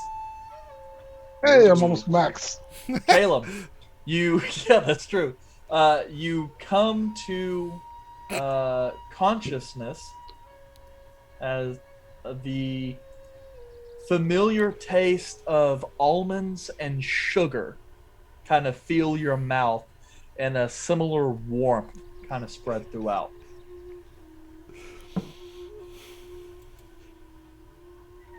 Oh God! What the Red, hell? don't What you the hell? don't you say a single word. Rob. Don't you do it. Don't you do it. Arthur, No. is there any movement or anything else you'd like to do? I'm sorry, I'm stuck on the thought process of thinking sweet nut, because that's what you just explained. That, and he literally just said "come" right before that. This is horrible. You guys are Okay. bad. I'm not going to invite you back for the next campaign. The next one's going to be PG-13, guys. You're the one that did the cockatrice on the first level. Yeah, You thought of it before this episode even started. I feel like Matt Mercer here. Like, I throw stuff in the game because it's fun, and you guys just want to make dick jokes. Like, You come on, started man. it. Anyway, You know, I put my players any against the same movement. thing, and they did not make any cock jokes. I will walk up to Calum. Hey, it's not your we're turn. still- It's not your turn. It's Yeah, not your turn. Let me. still on the- I thought that's dead. I didn't. No, let me get Caleb up. I'm gonna stand him up on his feet and be like, "Hey, are you okay? Are you good?" So you're going to try and drag Caleb to his I'm feet? just gonna pick him up and just stand him on his feet after he's been. Cool. That is your movement then. Yep. I'm not going anywhere. Gander. Yes. As you're kind of crawling to the base of the tree, you hear the death throes of the cockatrice. You're like, oh, thank God. But you continue to hear sound as you glance over, and climbing up the hill next to you Eric, don't you say it. Eric, is don't. another cockatrice who has climbed up to the sound. And as you look over, you're kind of staring down your body as these claws and barbed wings kind of come across as you're as this creature moves over I start and is now immediately next to you. I am screaming. Bull red. Eric. Yeah. I am Gander screams to high heaven. screaming. Oh, fucking hell. Yeah. And so let me go ahead, add this guy to initiative right quick. Oh, Jesus, Gander. Less than a 6. Now I gotta jump down the fucking thing. Less than a 6, please. I rolled an 18. Which actually means he's going to jump in initiative. I think he's going next. Oh. Yeah, actually, that means the cockatrice will go next. It comes over, immediately sees Gander, goes, and just It's kind of like the, launches itself, going It's like right. the Dodicarus, no, not the Dodecahedron? no, from Skeksis? Jurassic Park. Oh. I don't know what it is. These things look like a Skeksis, by the way. Yeah, but hunched over. Okay, so it's gonna launch itself at your body, trying to eat your soft bits. That is a 16 to hit. Eric, Mm. I'm a caster. Damn, double homicide. You make it red. Just because you've cast a spell does not make you a caster. I've cast 3 spells. I cast X. Okay. That is 3 points of piercing damage, Gander, and I need you to make a Constitution saving throw. Constitution saving throw. Mm-hmm. Does a 10 pass? A 10 does not. Cool. As Damn. the cockatrice bites into your abdomen, you feel this bizarre sensation shoot through you. And you slowly begin to lose the feeling in your extremities, and your motor function starts to disappear. Am I paralyzed? You are restrained. I'm restrained. Yes, which means that this Restrained? your speed is 0. Attack rolls against you have advantage, and your attack rolls have disadvantage. You also gain disadvantage on saving throws. On dexterity saving throws. Yes, dexterity saving throws. Yes, thank On you for all clarifying. saving Oh, throws. I is that kind a of poison? missed an Eric, operative word. Is that a there. poison? No. It is not. Dang it! I had Nope. advantage against poisons. Are you a stout No, halfling? it is. Yeah. Oh. You know, that might explain your extra hit point. I'll actually take a gander. Get it? Oh, between cocks and ganders. Okay. So, that was its movement. Yep, thankfully your body is kind of starting to feel as though it has been petrified. You can still speak, but even your lungs have begun to grow haggard. That appears to be it. Volred, you and your compatriots hear Gander screaming for dear life, along with a from down below. Arthur and Azal actually from this height can just kind of see down as another large chicken creature is attacking Gander, who is prone on the ground. Oh, right. I was supposed to get advantage on that attack. You hit him anyway. You Well, said, I know, but I might have no. rolled a natural 20. Never mind. I thought you said that he had like got himself up, but then he contradicted you and said no, he stays on the ground. Exactly. So, at any rate, Volred, what are you gonna do? And Gorbek, you're on deck. I assume that from my exact position, I don't have line of sight, correct? You don't. Okay. You could move over to the cliff face though if you want to try that. Okay, over there. Yeah, so I believe, let's see, right there, would that be good enough? You can. With that one, you're basically kind of got like 1 foot on the. Yeah, you're good. Just kind of tie your leg up on the rope for the bridge, and you'll be fine. Like support. Yeah, as long as nothing crazy can happen to have me fall off while doing this shot. Don't let go. Okay, well, I immediately let go.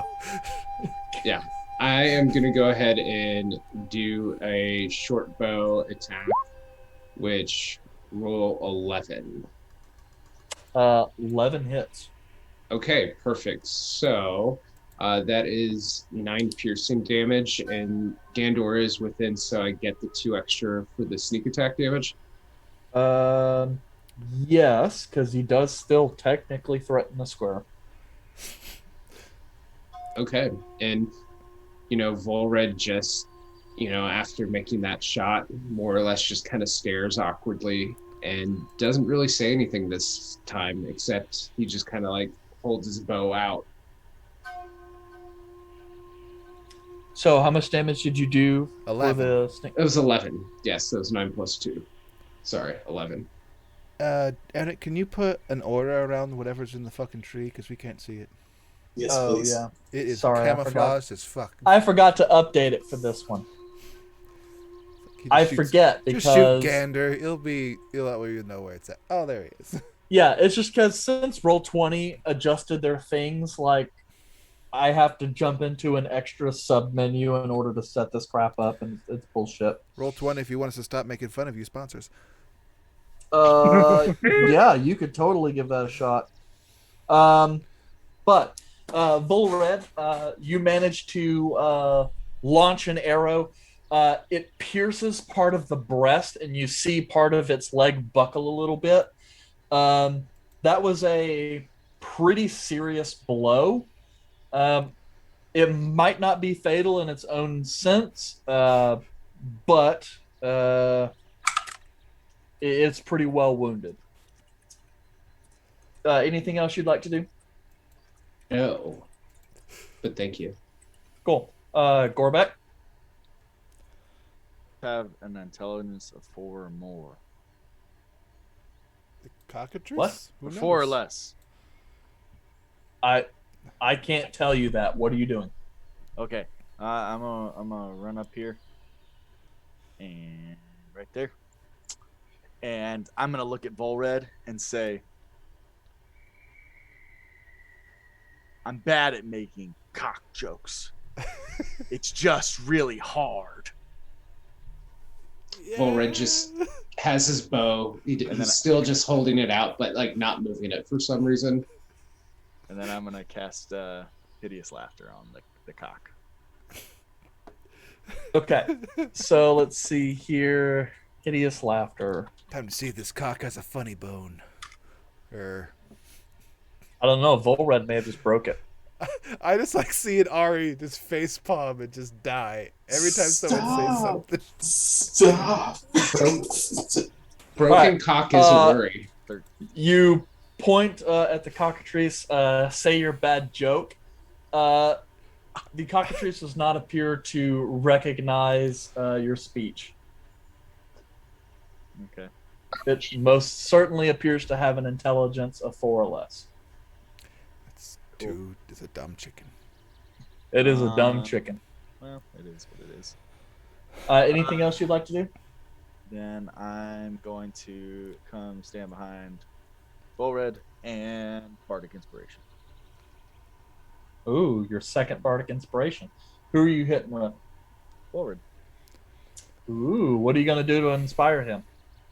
I'm blowing that mother effing horn, brother. You're just going to walk up behind him and blow the horn in his face? Yep, well, in the back of his head. No reaction. Basically just letting you know, do awesome, or I'm going to keep blowing this. This will turn into a kazoo later. Yeah. Oh boy. Obviously, it's like, Gorbeck, we may need to talk about your inspirational skills. They might need some work. I'm very inspired. Okay. I don't like how these new bard rules of you only get to pick one person. So whatever. Well, it doesn't take your action to do it, though. That's true. I would Caleb. rather everybody get it. And then Gander / Izal. Alrighty, so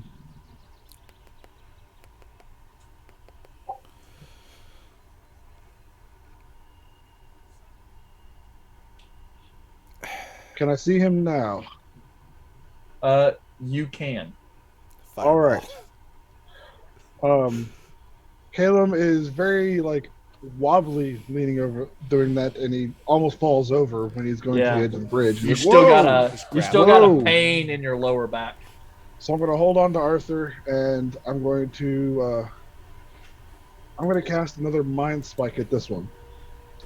So that would be a Mind Sliver. Sorry. So essentially a spike. Intelligence saving throw of 13.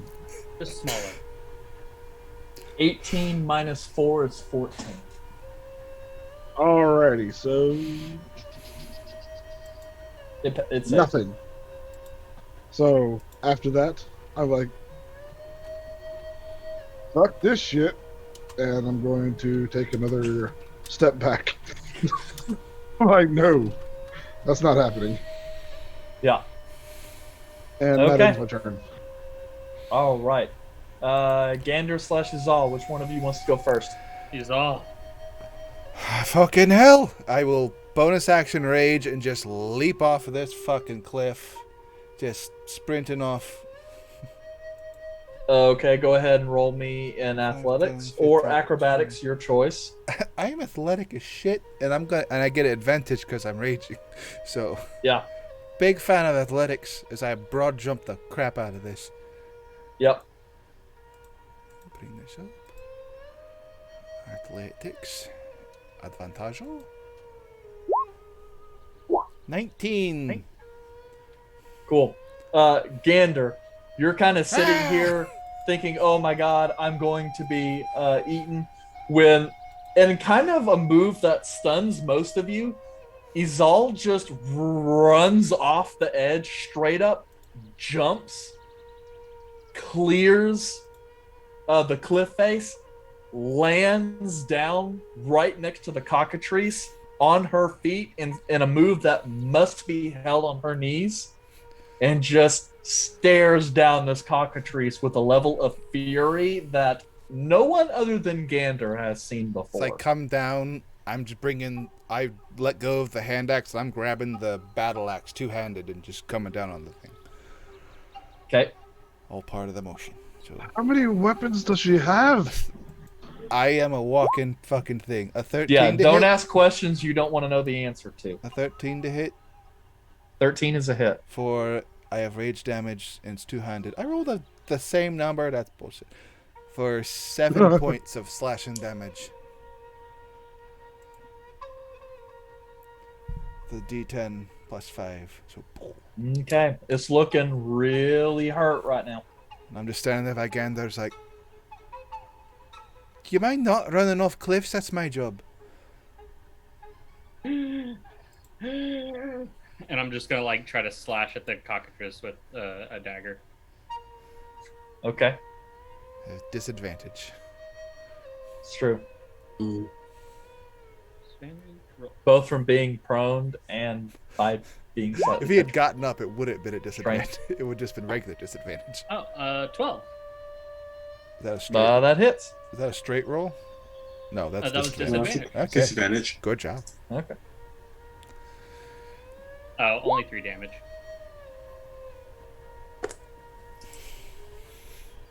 Your damage is still damage.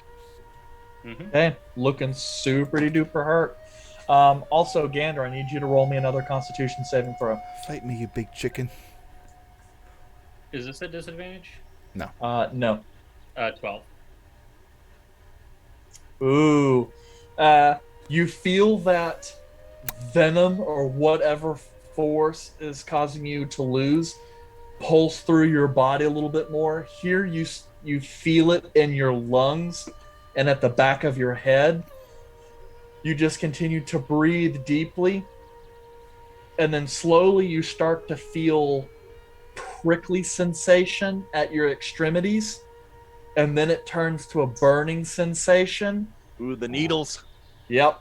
And then you slowly begin to feel almost as if the nerves refiring in your body as that numb sensation recedes from your extremities into your chest and then stops.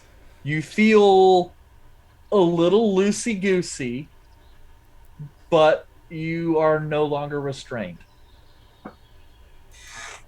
Oh, yeah. Can you get up? It's all coming together. That's the end of your turn. Yes. So, you got a bonus action or something you want to do, Gander? I got no bonus action, Junkola. Cool. Arthur. All right, I'm gonna move to the edge of the bridge here. Instead of jumping off like he's all, I'm just gonna pull one of the darts out of my pouch. I'm gonna toss a dart at this cockatrice. Okay.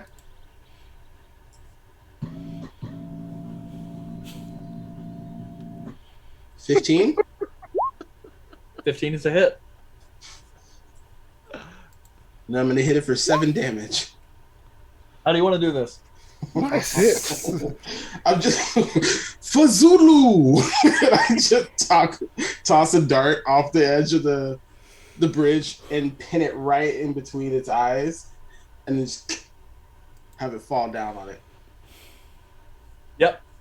So as it kind of takes this damage, it kind of is like whipping around looking at Izal, and then Izal, you just hear as all of a sudden the cockatrice goes limp and hits the ground. And as you're kind of looking down, you see a small, long piece of dark iron. It's actually kind of hard to see, sticking out of its eye socket. Look up there. All right. Anyone else? Hey, Zol, that's another cockatrice. Where the I'm looking around. Yeah, you're looking around. Roll me a perception check. The one that's dead. The one that's dead. There better not be one down here. I'm gonna kill it myself. Is this the only and final penetration of the day? That's hilarious. Yo, I got, I'm taking 20 blackjack 21. Do I see a cockatrice? You're looking around, high alert. You feel that adrenaline pumping through. and your breathing starts to slow a little bit as you look around, and you see nor hear any signs of any additional enemies. You do kind of look down a little bit, a little bit farther beneath. You see what looks kind of like a small pit, a depression in the earth, and what looks to be like a scattering of, it's hard to see, stones, what might also be paper or something, you're not sure, but like the ruins of perhaps maybe a small cottage or something that had collapsed inside down below, but no obvious threats. I look down at Gander and say, well, solve the bridge problem.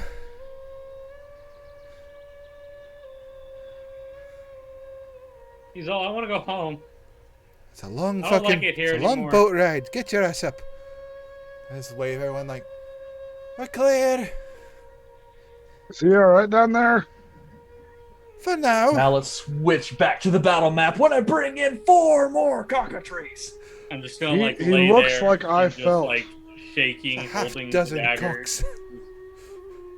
Is there more penetration for today? I think we're good for now. I hope not. I pull the dart out. Hey! I toss it back up to Arthur. Like, I hold on to a stable part of the bridge and grab the dart. it's not like I throw it like a dart. I just end over end it like I would an axe, just so it's like easy to catch. It's like I don't do straight line shit unless it's bigger. Can I take that dart back and put it back in my inventory? Yeah, okay, I threw it back to you. It's all yours. Yeah, I mean, you hit, like, you didn't hit anything hard enough to break it. Can you throw me down my hand axe? It's at the ridge. I dropped it on the way down. I'll grab one of them and toss it down. I only grabbed one of them. I only had the one hand axe. I was dual wielding. I thought you had 2 of them. No, I had battle axe, hand axe, and then. Oh, as I your was going, shield. Shield too, please. Yeah, I don't grab the shield. I just grab the hand I'll axe. get the shield. I tend to just drop things when I'm in the middle of violence. How many other weapons do you have? In the middle of violence. I pull out a couple of javelins that just kind of click and fold out like a tent pole. These are meant for storage, but these are. I pull out another hand axe, like this one's here, and like I left my my great axe in the room. I didn't bring that one with me. Why did you do? Okay. So you brought an army. Can we talk about? Can we talk about how your group likes to just jump off of bridges? Can we not do that, please? I don't do it until someone else does it, and they gotta do it to save their ass. Can we like level the playing field? We're both kind of at a distance here. I'll tie off a rope and then climb down. I'll guard the bottom of the rope to try to make sure no one falls. Yeah. Easy enough. You guys were able to kind of slide down into that lower section. You guys are all taking a kind of a quick look around, and like you kind of saw previously, this particular ledge of the wash kind of rounds back around until it hits the other side of the bridge where it meets the other side. There's a section down below of what looks like some kind of building once stood, and it's kind of the stones kind of made a bit of a riverbed. The ruin, as far as you can tell, looks pretty old and is heavily overgrown. But there are pieces of what looks like heavily rusted metal and perhaps pieces of furniture that are kind of half buried in the muck. Is Mizak still around? Yeah. Mizak, as you guys are kind of descending, is kind of like running back from around the bend and kind of, wait! And is just kind of following and is getting to the edge. Don't forget Mizak! Take the rope. Where were you? I was about to say, if he says, be careful about the chickens, I might have to hit it myself. Don't worry. Mizak. I'm going to ask Mizak, is this what killed your family? He kind of looks Or at to you. the chickens? No, family never comes here. We mostly we stay in cave and around an area where all the fruit grows. And no, but big chicken dangerous. They have killed some our kind before. So you said that you don't take the bridge, you just climb down. So do you come here or do you not come here? No, they. No. We pretty much we stay in the hole in the cave.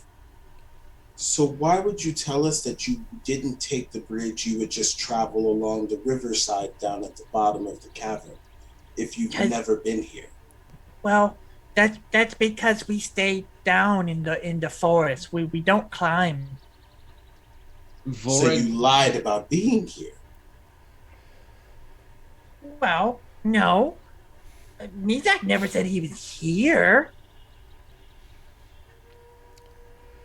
So Volred goes up to Gorbek and says, "Your little friend seems to be more confused than I shall be at times. Have you tried talking to him about this matter?" I go and put my hands around Mizak's neck and I pin them against the wall. Okay. What? Axe out. Alrighty then. I'm gonna let him do it because if he gets bit, it's a win-win for me. So Yeah. So you go and you throw your arms around. He's like, No, don't hurt Mizak. My friend Caleb almost died because of you. I saved your life, you stupid little shit. So you either figure this out right now, I'm or gonna I will put my literally hand on. rip your throat out. I'm gonna grab Gorbek's shoulder. It's time to relax. Yes, does a I almost 13 died. hit you, Gorbek? Does it pass your AC? Yeah, I'm fine. does it pass your AC or no? 14 AC. He's I have a good. 14. Okay. Okay. So yeah, he's sitting here like grabbing it, and he's like trying to kick you, with his feet, but he's weak. That escalated quickly.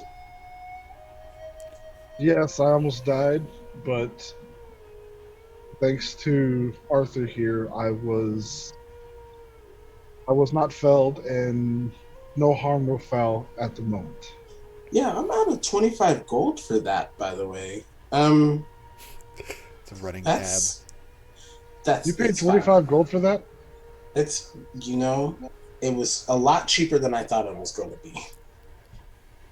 I'm just gonna sit this down. But great. You're alive, which is great. But we still have a long way to go, and that was my only potion. I'm a little stressed. Yeah, I can understand that. What does he do after he's pinned on the wall? I push him on the ground and I say, "Let's leave this effort and let's go." Okay. With that, Mizak is going to hit the ground and he's going to scamper and he's actually going to try and escape and kind of climb down where the ruin is and then kind of run off. I'm going to throw my hand axe right in front of Mizak. Okay. And you just hear him go, "Ah!" and just kind of run around and keep running away. How far off is he? Is he close enough for me to grab him? No, as he runs off, I mean, he's making his way reasonably quick. I mean, if you want to try and catch him, you can certainly try that. I'm going to try to stop him because I still feel like we need him regardless of all of this. The whole point we're coming out here is to find his homestead so we can figure out what's causing the storm. So, like, without him, even though he's lost, it's still kind of important that we know some kind of direction. I'm gonna chase just to- after him with Arthur to try to catch up. Yeah, just to I'm help slow. this out, Arthur, go ahead and roll me like an initiative check right quick. An initiative? Yeah, that's just a nice, quick, and easy way. 16. Okay. You narrowly beat him because he rolled a 15. So he rushes to the edge. There's a brief moment and you're like, Izal's got this. And then he keeps running and you're like, oh, shit. And you launch yourself out towards that edge. And just as he starts to go over, you reach out and snag him midair. And you're sitting here holding this flailing kobold. He's like, no, hurt me, Zach. No, hurt me, Zach. Hold on, calm down. Arthur's just gonna like retract him back towards me. He's like, calm down. One of us tried to hurt you, but if you keep moving like this, the rest of us will. I get my hand Chill out. out. And then I will go ahead and roll me an intimidation check, Arthur. Oh, I'm not good at those. Can Then I? maybe you should not intimidate. Can Okay, I? 16. 16. It's okay. Okay. I haven't- Yeah. I will take my 16. At least it's done out on nat 20 minus 1. Those Yeah, 'cause never. then you'd fail. Those never happen. I don't know what you're talking about. Not 2 in a row, right? What? Never. But yeah, so a 16 on my intimidation. Okay. Yep. As that happens, he's just staring at you like terrified. So what we're going to do is we're going to calm down, and you're going to keep leading us in the general direction that we need to go. If there is something that's familiar to you, let us know. Gorbek is not going to kill you anymore. He's just frustrated that you almost let his best friend die. And then I sit him down. Am I over there now? Yeah. You're way faster than me. Yeah. As that happens, like Nizak is kind of looking at it. Oh, you're gonna hurt me, Zach. I'm not gonna hurt you. Volred comes over with. He might. No, Volred. Unpredictable. Volred comes over with 2 pieces of copper and says, "Calm yourself, sir. Please eat this." No, it's the high. There's too much copper for him. He ate the gold pieces, so I would definitely believe he would eat I hope the I instilled pieces. the fact that don't eat money into him that one night. Too late. Yeah. It's been removed.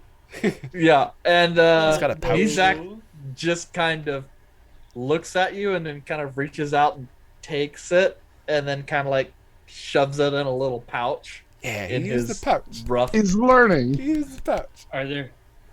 Are there any more chickens? I don't know. You want to jump off any more cliffs? I jumped off a cliff? You jumped off a bridge, which led to a cliff. Just kind of ran down. I don't. He has like a terror thing, like a fight or flight, and usually it's just flight, and in this case it was a fall, so it's like a third. Well, that's all a fine third and dandy, F to it. but this is the second time that he's done something like that. That's why it's At right. least We're this all time he making it. attacked before he ran off. I appreciate. I It was do a fight appreciate and that he flight. attacked before he ran off. But this is the second time. Arthur is noticing that this is a trend for him. That Yeah. he's just going to run away. That's his little flare. He usually does that. He flares at them to scare him a little bit as he gets away. But he runs. Well, yeah, because then I step in, and that's normally how the bar fights work themselves out. So he initiates them, and then you have to solve the problem for him. No, sometimes it's just a miscommunication on words. On In his part? actions. Like, I don't like telling smart people what not to say, but smart people don't always say functional language. Whatever. You just keep Gander in check. I got Gander, Mizak, you just try to stay away from Gorbek. He's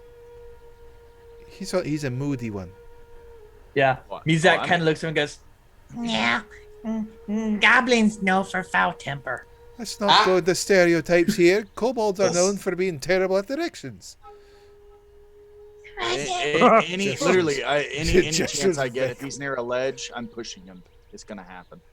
I'm gonna keep Mizak next to me at this point. You got me, Zach? Yeah. I'm gonna go back in there then. Mizak just kind of like cozies up to Arthur just a little bit and then looks up to Arthur and it's like, oh, maybe that's not really a good idea either. But goes, Mizak can help. Mizak remember bridge. But we don't go up here. We go down there. See, I thought we were supposed to go down. I thought I got that part right of the whole thing. It wasn't up a Yeah, waterfall. go down and follow the river. yeah. Found the river. Mizak goes, Yeah, follow river. Come, follow Mizak. and he kind of runs over and starts trying to scramble down the cliff face that he was previously trying to jump off of. Hey, stop at all these papers and stuff. Let's check this out. You said there's like... All of that's at the bottom. we'll help of stop this little there cliff. for a second. Take a quick breather. Okay. If we go Check the down, papers. are we going to go down on more cock? We will protect you from all the cock, but don't worry. No cock will leave a trace on you. Okay. So as you guys reach this little Cockatriceless. bottom area, it's a little difficult as it is currently kind of running over with water just a little bit, so it's slick and covered with slime and moss and algae. But you guys descend down to this bottom section with this collapsed pile of stone. Mizak is kind of going and hopping from one stone to the other, trying to stay out of the water.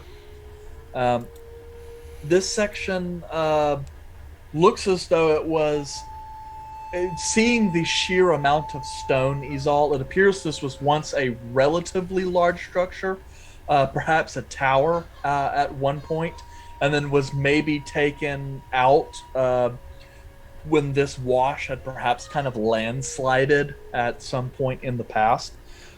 Judging by the layers of sediment you see, pretty old.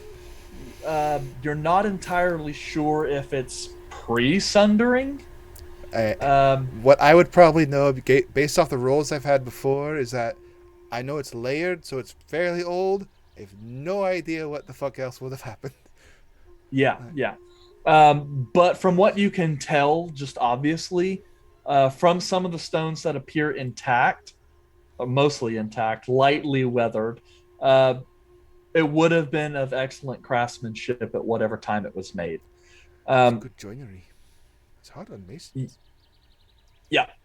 You can also see there's a section of rock in the middle that has kind of a thick net of vines that have kind of rocks on top of it, but the water actually moves around it, and it makes kind of a pit that seems to actually sink beneath.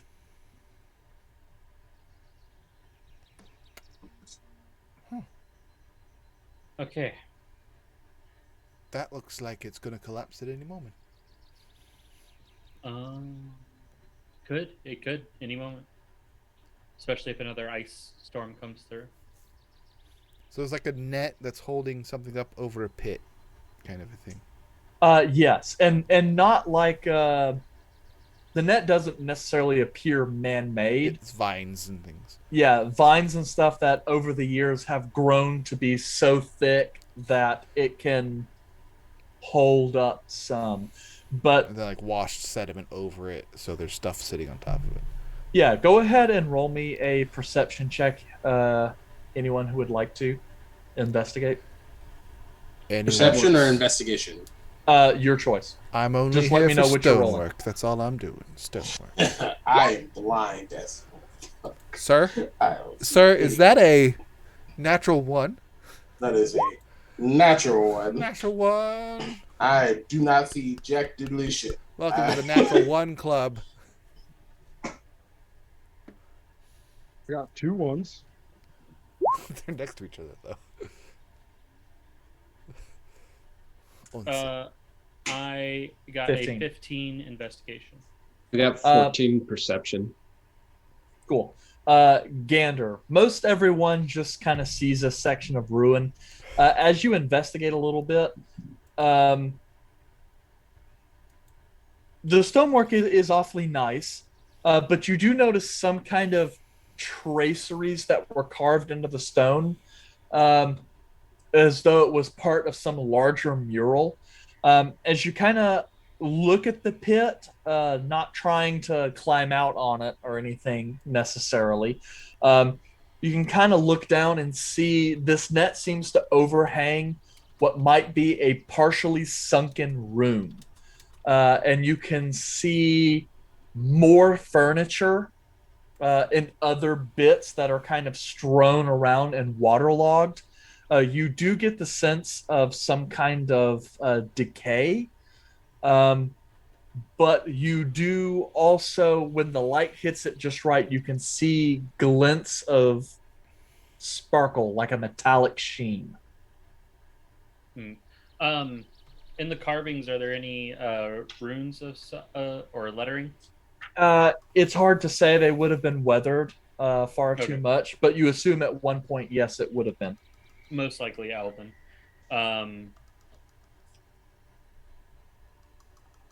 I mean, it's Mizak. Is this what y'all used as your cave? Mizak goes, No, Mizak and group never come here. Hmm. Uh, so you said it's just like a hole in the ground because it's a sunken room. yeah, it's hard to say without getting closer or descending the hole or anything.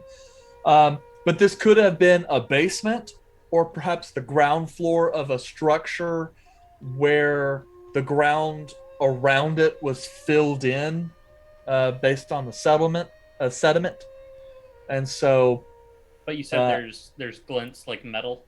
yes, it's definitely a man-made room. I take out Appears to be underneath. I take the Okay. battle axe and I hack out a few of the vine nettings to see if I can get that part to collapse and free open an area. Yeah, and as you kind of go around the edge, just kind of quickly cutting through it, the axe makes short work of it, and slowly but surely the net starts to droop and grow less taut until like some of the rocks and such that are sitting on top of the netting kind of give way and fall through, and you hear go whoosh, boom,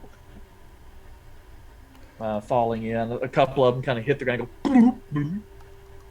There's water under there. Yeah, part of the room appears to be beneath water. Ancient elven ruin. Just gonna point it out for you people. I'm going to take an action if I'm able. No. I'm going to take a glass orb with a little brass bauble inside, suspended in it. I'm going to make it erupt a 5-foot radius light, and I'm going to drop it into the hole. Okay. Just to see what I can see.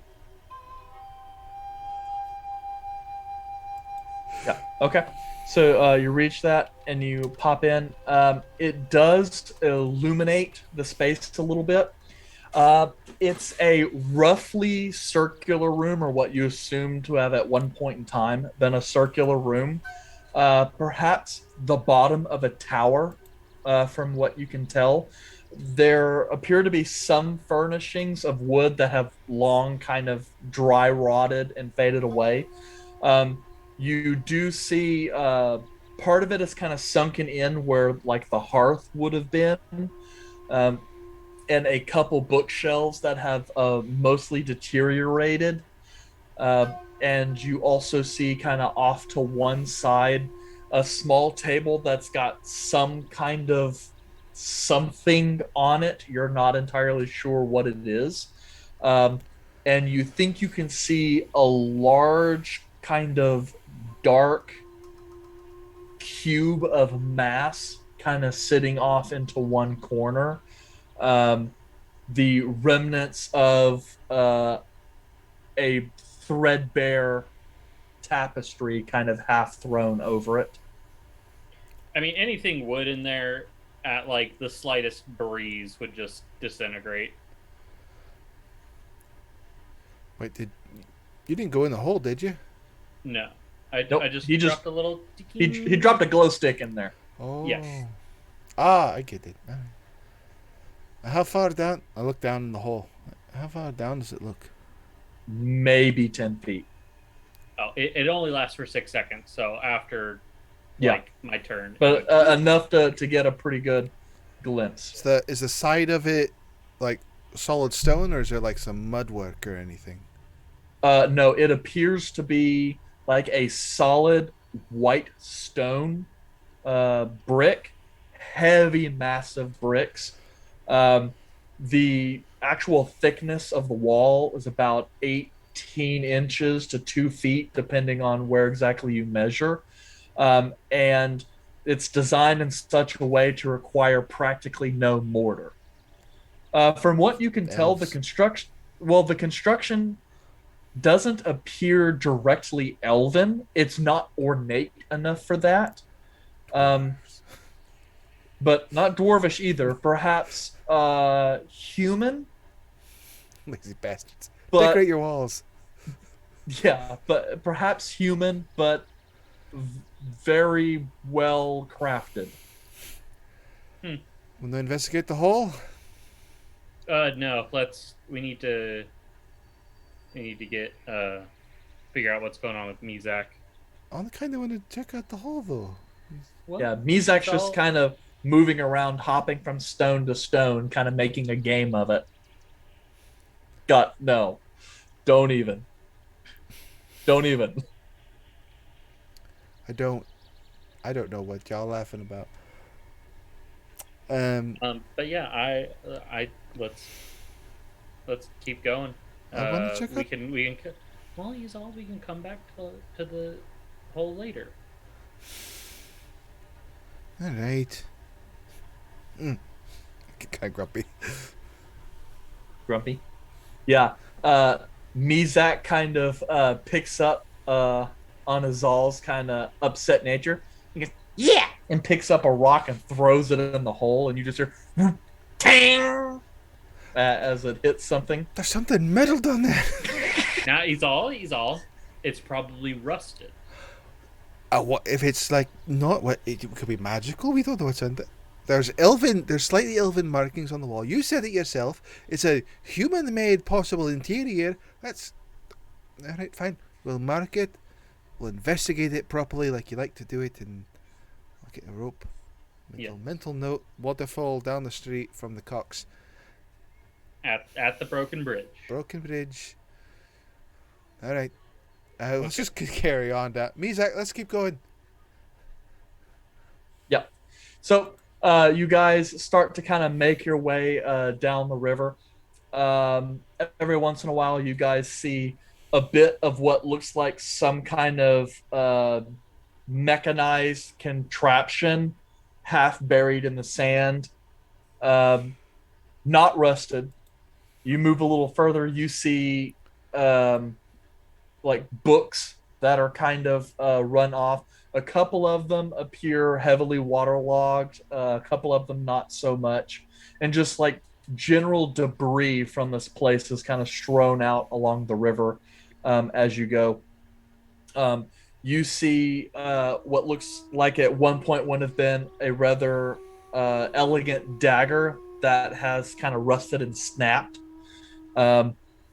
And then kind of near it, you see kind of a glint of red in the sand that kind of sparkles actually in the light. Kind of a quick pickup. It appears to be a small gemstone, perhaps like a garnet or something of that nature. Reasonably valuable. But it's like, cool. That's nice. Question. You said there were books. Any perhaps intact books? They're in various stages of destruction. Some look completely ravaged by time. Some look much less so. Not necessarily intact, but in remarkably good condition considering. Out of habit, I would have started grabbing them anyway. Yeah. I'm going to grab one of the more intact ones. Did we go in the and hole? see how. They're not in the hole. There's like down the stream or something. Oh. Yeah, and I'm Yeah, they're going not in the hole. to see what type of book it is, or what type of books are gathered here. Yeah, as you kind of go through, kind of flipping through the ones that are still legible. Most of the ones that are mostly destroyed, you can't make out much in them. You do see on some of the faded covers that are kind of rotting away what looks like would have been gold leaf, but you can't tell. The ones that are actually in decent shape, as you kind of open up and kind of flip through, they appear to be tomes or manuscripts that describe a variety of magical processes. You even think you can spot a couple entries in here that look like spells. It's tough to say. The language is common, but an obviously older dialect, perhaps at least a few centuries old. In that case, I'm going to grab as many of the books as I can that are in good enough condition to read. Okay. And I'm going to start putting them in my pack. And I'll go through them later. Okay. As you guys kind of continue, this section kind of starts coalescing into like a thicker kind of trip, like a brook that goes through. And you start to hearing the churning of water as the elevation starts to step down, churning over little sections of water as you go, and small waterfalls. As you kind of come through it, some of those drops on kind of the rocks beneath, you start to see broken glass of what looks like dozens of little vials that have kind of cracked on the stonework as they've fallen over, spilling their contents into the water beforehand. More detritus from the tower along. You start to see also strips of cloth and small knickknacks. Larger, what looks like a bizarre astrolabe in kind of this bright golden brass color, intricate in design, half buried in the sand, not at all tarnished. You're not entirely sure what it would do, but it is buried there. And then as you guys kind of continue along, it starts to level out as this little brook dumps into kind of a larger river that seems to be flowing back eastward towards the village. And Mizak kind of jumps over to the edge and kind of hops around and goes, See, river. We follow this way. And he points like up the river a little more. Just a little bit, and then we go down the waterfall, and that's where the cave is. Down waterfall? Yeah. Safely? You can. Is it recommended to go down safely, or is it deep enough to where falling in the water is not going to kill you? But no, there's a small rock we can climb down. All right. Does he look like he's lying? I don't think he knows how to lie at all. Oh, he tried lying earlier. Doesn't know how to. Poorly. Yeah. I don't know. He seems pretty excited. Would you like to gauge his honesty? I'm gonna try. Yeah. Like, Okay. just to make sure he's not, like, leading us some random place like he was at the beginning. Just violence, just beat the crap out of him is way easier. Okay. Learned this one You from a haven't paladin. you haven't broken this character's trust enough for me to start doing that. We did. So, okay, Gorbek did try to kill him. And so I think, like, at this point, he's just trying to prove something. But, like, even then, it could be just like, oh, see, I told you this is what's going on. And then he really doesn't know what's It's like happening. hindsight, just like, this is great. We're alive, and this is the thing that happened. Yeah. It was like So So are you going to roll an insight? Or Okay, yeah, I can roll an insight. Cool. Yeah, because I went off your passive insights. Oh, okay, cool. Well, then it's a 9, so that's worse than my passive. But yeah. Whatever. Okay, yeah. So you're just like, you kind of second guess yourself a little bit, but you're like, I don't know. It's like, it seems like he might be telling the truth. Okay. All right. Well, I guess we're following this path down to the waterfall, right? All right, let's get if going. if that's what he knows. I'm not going to focus so much on how we're getting there. I'm going to keep an eye out for things attacking us from like the sides. Don't want to get bum Don't want rushed another by. cockatrice attack. Yeah. No puns involved. Okay, so you guys head upriver. As the you start, the river narrows just a little bit as more brooks and tributaries kind of come in to feed it. Before long, you guys kind of crest a little bit, and Mizak starts departing from the river and heading off to the right, more northward. As you follow him, though, you start kind of cresting a hill and then start making a slow decline. From the distance, you guys can actually hear a very loud sound of rushing water. Before long, 5 minutes max, you guys reach the edge of what looks like a cliff as this massive kind of depression in the earth, about 30 feet deep, with a waterfall that spills over into a pool beneath it and opens up into a really wide crater. You're not entirely sure how to phrase it. Crater of incredibly dense overgrowth, completely different than the surrounding forest. The trees here grow taller and they bloom with a bizarre array of flowers, some of which actually give off light of different color. And just the overall feeling of life in this little crater section is palpable. Caleb, you can actually feel the air here vibrate a little bit with energy. You are familiar enough with the energies of natural divinity, you would say, with the rituals. This feels like either like a ley line runs through here, or there is some kind of dense magical presence that overhangs this place. And it's actually a familiar feeling. Some kind of what the Akari might call like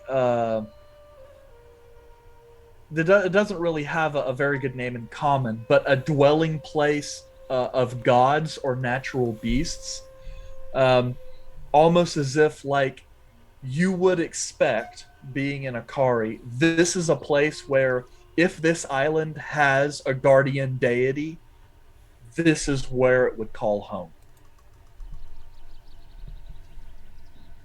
And with that, we're going to go ahead and take a break. Oh, thank God I have to pee so badly right now. I already went. Yeah, same. I was like twice. Are we breaking it? Oh, pee so bad. All right, yeah, great. So I will transition to our intermission. What are we thinking? 15 minutes like normal? 15? 15 minutes, everybody. 10:45. Have fun, everyone. 10:45, we'll be back with whatever the fuck this is. Bye, everyone. BRB. I can see what we are, don't know where we belong. Wanna know what you're thinking, wanna know if something's missing. Started stories before, but they ended up short. Get me up to higher places, want you to fill my pages. Is this for real or is it just a fantasy? Are we from now or is it really meant to be? Are you still in my arms when we've read out all the parts of this story? Far past the epilogue, will I still be in your heart in this story? Are you still in my arms when we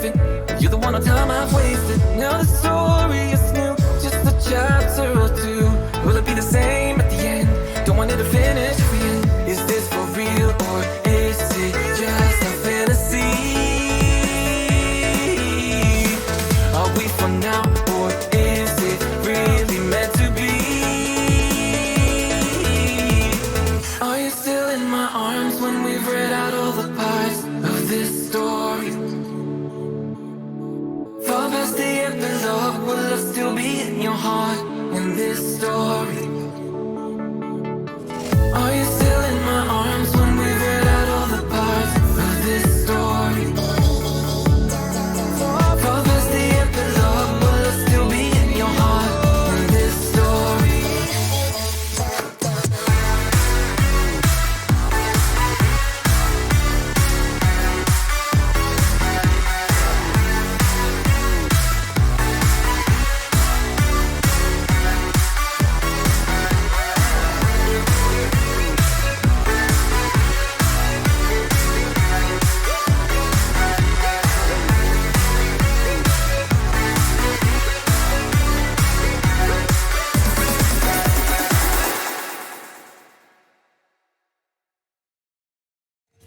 I can see what we are, don't know where we belong. Wanna know what you're thinking, wanna know if something's missing. Started stories before, but they ended up short.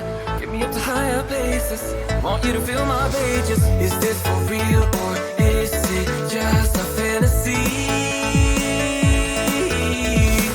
Are we from now or is it really meant to be? Are you still in my arms when we've read out all the parts of this story? Far past the epilogue, will I still be in your heart in this story? Are you still in my arms when we've read out all the parts of this story? Far past the epilogue, will I still be in your heart in this story?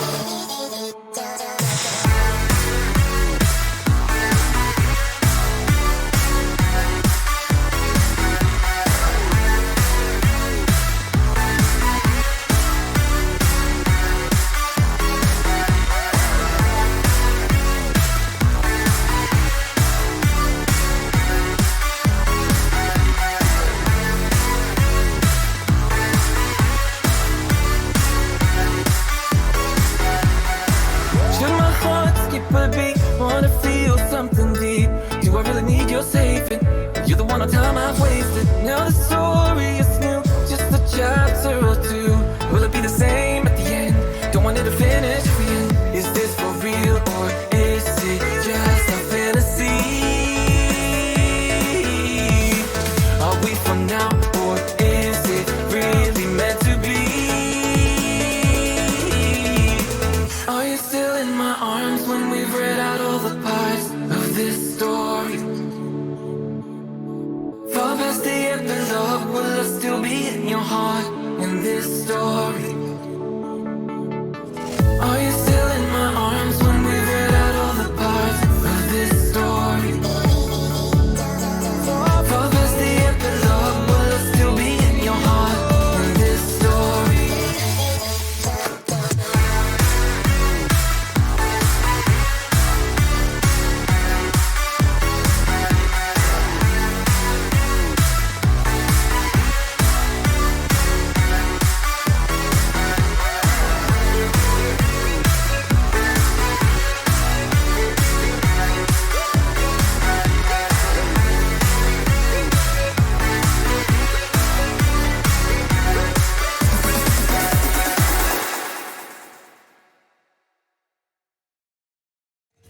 I can see what we are, don't know where we belong.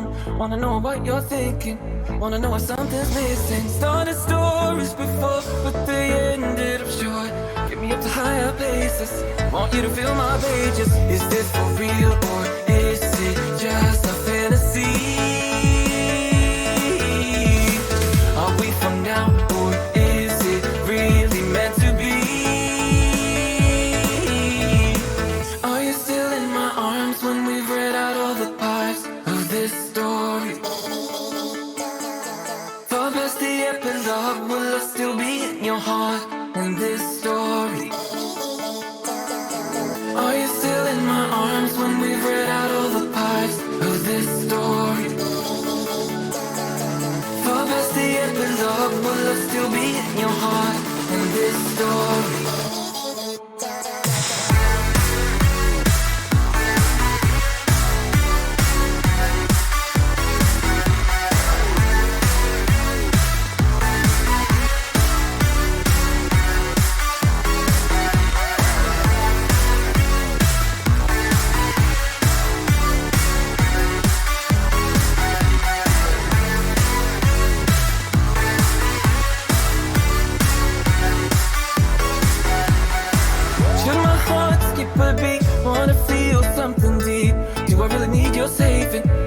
amount of time I've wasted. Now the story is new, just a chapter or two.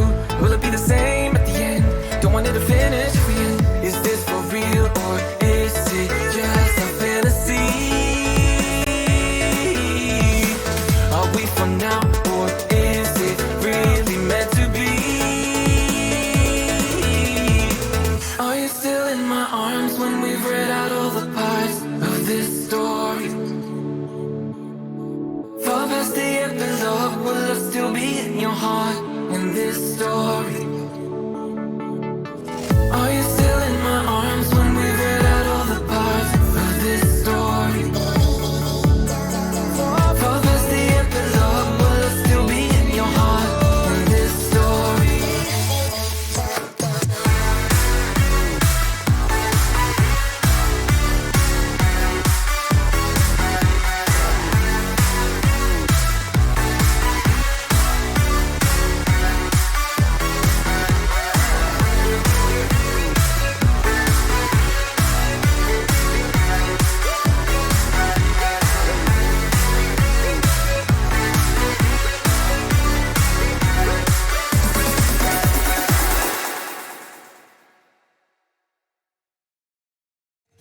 I can see what we are, don't know where we belong. Wanna know what you're thinking, wanna know if something's missing. Started stories before, but they ended up short.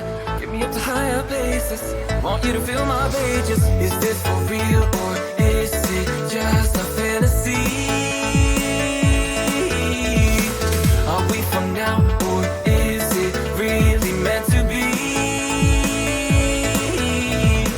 Are you still in my arms when we've read out all the parts of this story? Far past the epilogue, will I still be in your heart in this story?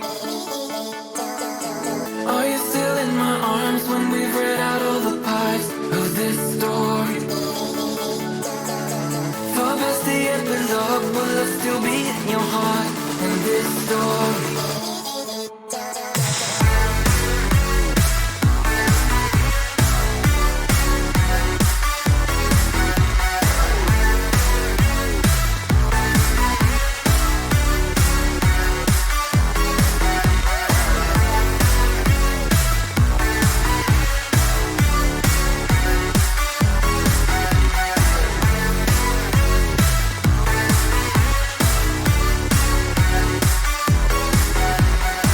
Should my heart skip a beat? Wanna feel something deep?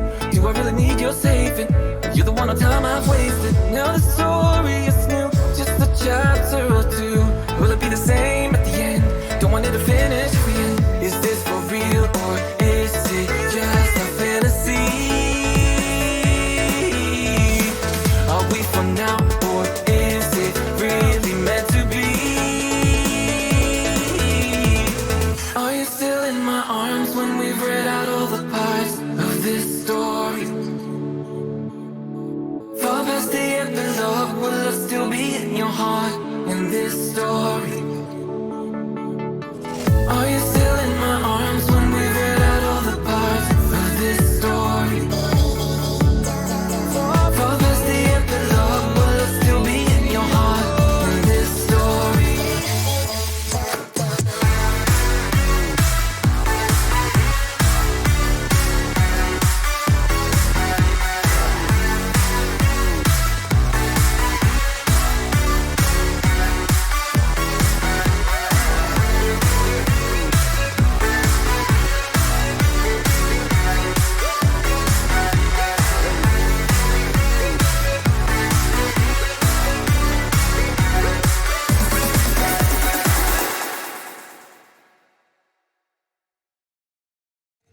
I can see what we are, don't know where we belong. Wanna know what you're thinking, wanna know if something's missing. Started stories before, but they ended up short. Get me up to higher places, want you to fill my pages. Is this for real or is it just a fantasy? Are we from now or is it really meant to be? Are you still in my arms when we've read out all the parts of this story?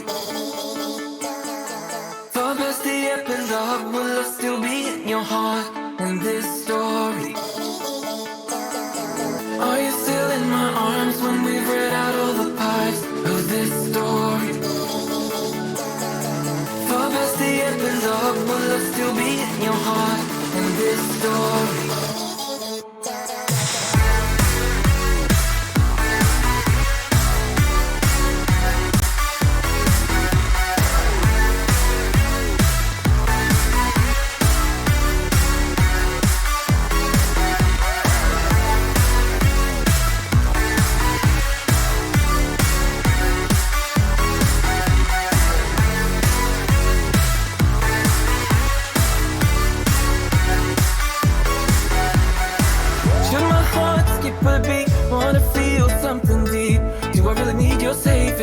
You're the one of time I've wasted. Now the story is new, just a chapter or two.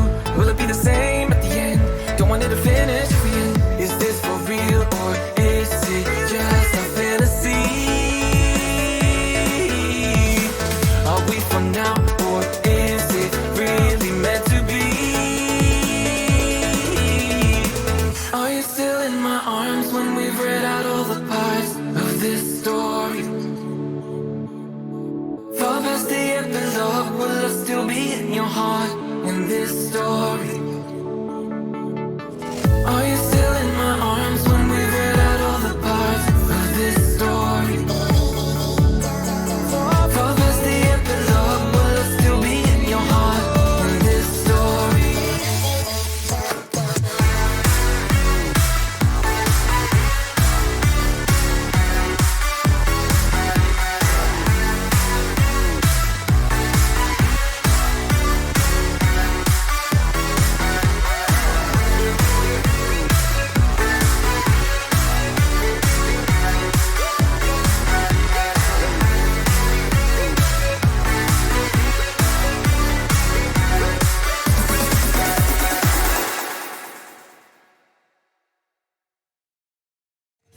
I can see what we are, don't know where we belong. Wanna know what you're.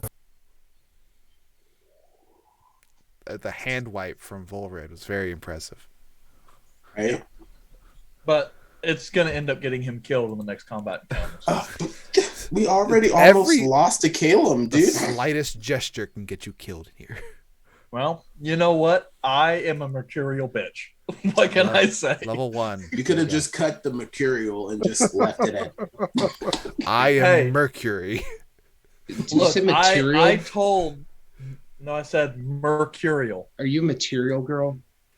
No. Material. But I told Momo. I said I added that part of the intro with a part. Oh, we need to see whether or not they're destined to be legendary or destined to die. I had to include that because I was like, you guys may TPK. It's very, very, very like we might actually do it. Like just based off of our roles recently, almost all of us have died. Or like my roles, half of us have almost died at this point. Yeah, man. Oh, like, yeah. Next combat encounter, if I roll a crit, I may straight up kill one of you mofos. Like, if you drop me in one hit at full health because of crit, we should not be fighting. I don't know that I could drop you I in am one one hit. I'm just gonna say, hopefully next encounter we're level 2 and we might have a little bit of a buffer. But that's just me. It's just my thought. You're just kind of spread the pooch on that one. You know, slight you know, side note. if you stop bypassing content. What kind of content are we bypassing? You should have investigated the hole. I told you. Let's go back. I wanted that He's on the hole. church. No, all right. Anyway, no, Wait, I've said too much. See, this is why we don't do an in-person game. I'm because, going to that hole. My poker face is crap. He's all in that That's hole. it. Now I'm angry. Now you guys are going to TPK because you know too much. None of us are gonna go back there right now anyway. We're gonna replace all of us with people in the chat. It's like we're looking for Which, 6 by the way, new players. shout out to our chat. Shout out to the chat. Shout out to our watchers, our viewers, our people. Chat hype. Caleb was briefly in the lead in the Deadpool because he was unconscious. Yeah. Who do you think will die? Log off in the comments who's below. at the top of the Deadpool? Mod Tater was up there for a little bit, but now back up to Gander. Oh yeah, it's definitely Gator. Gator is up there right now, but Mod Tater was there because I said I would kill him. Why am I at the top of the dead pool? Good to know. All right. You're a little bitch. Top of the dead. All right, focus. So, you guys reach the edge of this bizarre forested crater in the middle of this forest at the base of Mount Rua. What is it you guys want to do? Just leap off the How tall is it? How tall is it? It descends about 30 feet. That's 30 deadly. feet down? That's deadly. still dangerous. One of us almost died at 20 feet, so I'm gonna find a way to Yeah, climb but down. there is water at the bottom of this one. How much water you don't know, but Still I'm gonna going go to find a way climb down. climb down. yeah. As you guys are kind of looking around, Mizak is hopping over some river stones across, and kind of makes his way to a section of ground that seems to be depressed a little bit. And goes, Come, friends, come. I'll follow him. Yeah, I'll. And as he does, you see a narrow walkway, barely 18 inches in width, that slowly snakes down the cliff face, descending the 30 feet into whatever garden this happens to be. Those of you who are small creatures. I'm short. I'm not small. Yeah. Don't have to worry. Bigger creatures are going to have to take their time, as you'll pretty much have to, side shimmy down the path. You want to take it All slow? right. We got rope. Yeah. I Safety. rushed to the front. And all Prefer those to take it slow. pitons. I'm sure I could do it, but I prefer to take it slow. I'm going to take group. it slow. I'm assuming there's trees up near the top as well. For what? There's trees up near the top. Yes, and trees below you as well. I'm gonna tie off one end of the rope to the tree, get a good knot in there. I have asked Arthur to investigate the knot as a boats person. I assume you know knots. I mean, I know a good amount of knots, but it also depends if you're talking nautical knots or if you're talking like physical tie I knots. tied this rope to a tree. Will it fall apart? Arthur will look at it and inspect it as if it was a sail. Roll an intelligence check with advantage. Intelligence? Arthur is not smart. Advantage, though. But advantage is probably not going to help me at all. It's still a 9. It's still a 9. As average as it comes. We're casual. This is about like it. it is like a basic knot, but like knotted several times in the same way. Yeah, you look at it and you're like, it looks vaguely like a knot you might use. It's not you gonna don't be easy know to that you would undo. trust your life to it,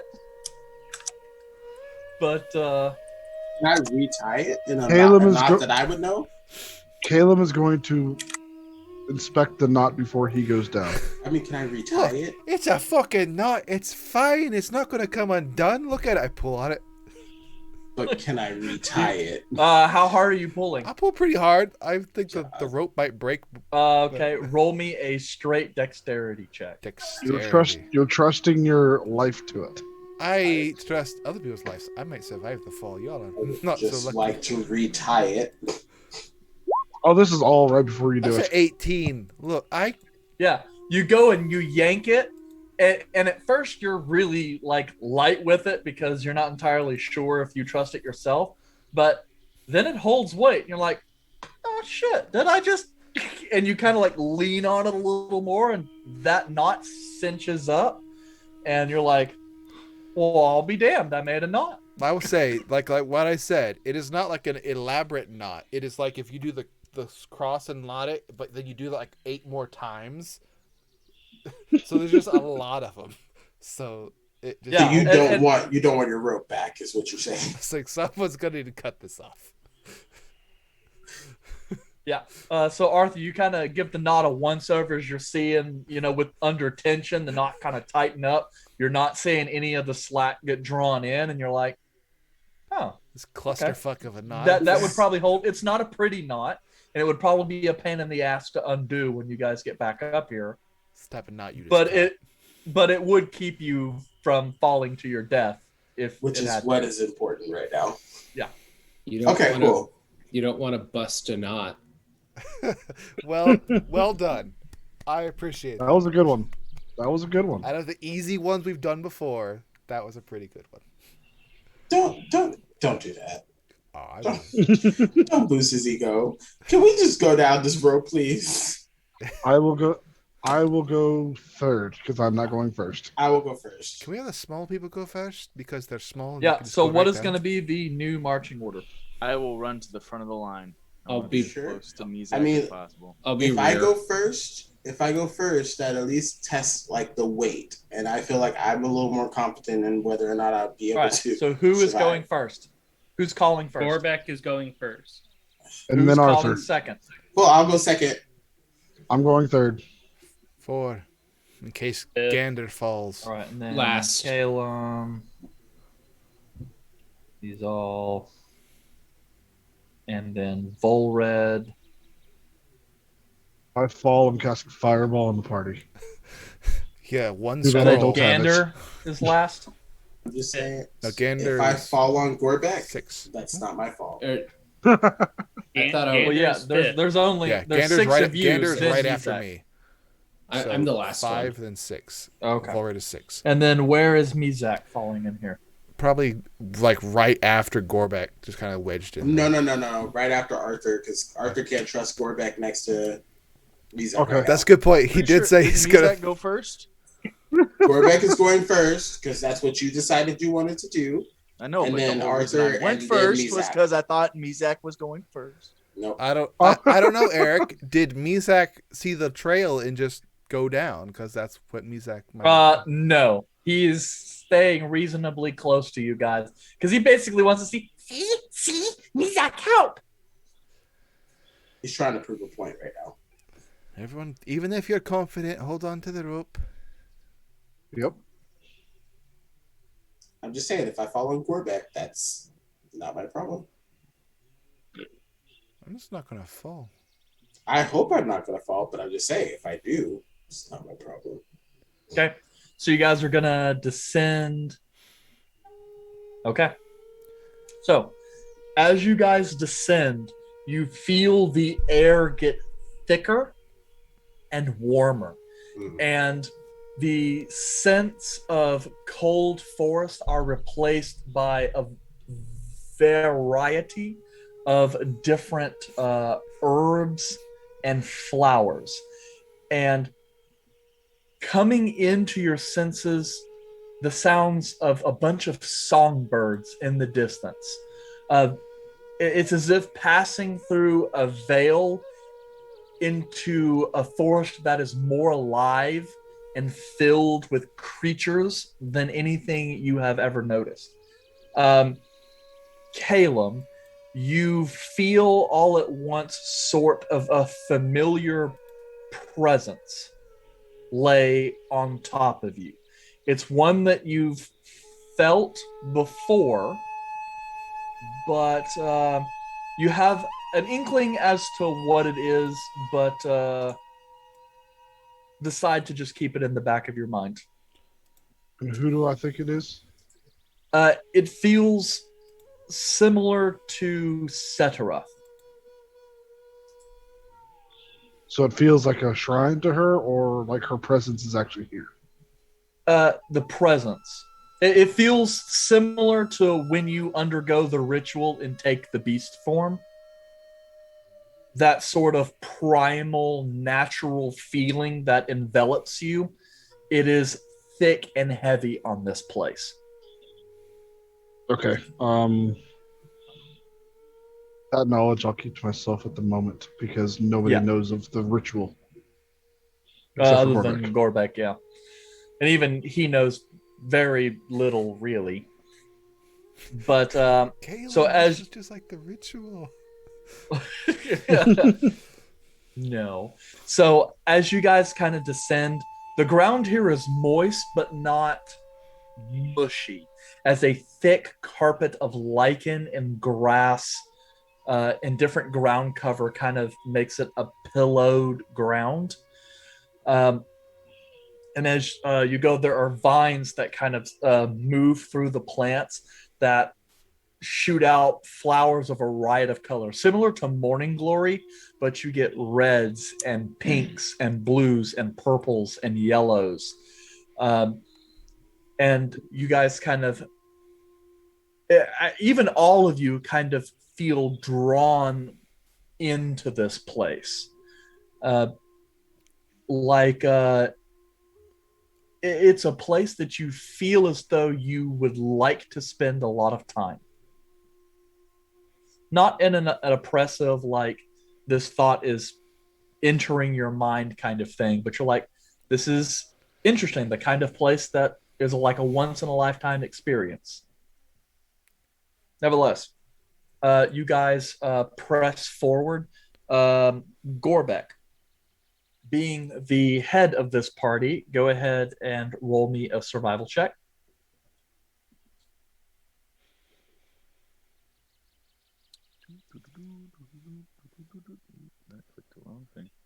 Big money. Big money. Big No money, big money, whammies. no No whammies. No whammies. whams. Said survival. Stop. Yep. No wamas. 12. 12. Arthur, would you mind rolling a d12 for me? Yeah, no problems there. D12? Yeah, sure. How come every time someone rolls a 12, they have to roll a d12? Yeah, you know, that's kind of crazy for me. It's a 5. Cinco. So you guys continue to press in deeper into this place. Calum, actually, you and Volred both. There is, as you're kind of moving forward and taking in these kind of beautiful aromas of the place, both of you begin to pick up a new scent in the air.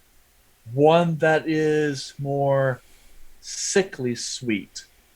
Not necessarily a smell you're familiar with, Volred, but one that you're a little more familiar with, Caleb.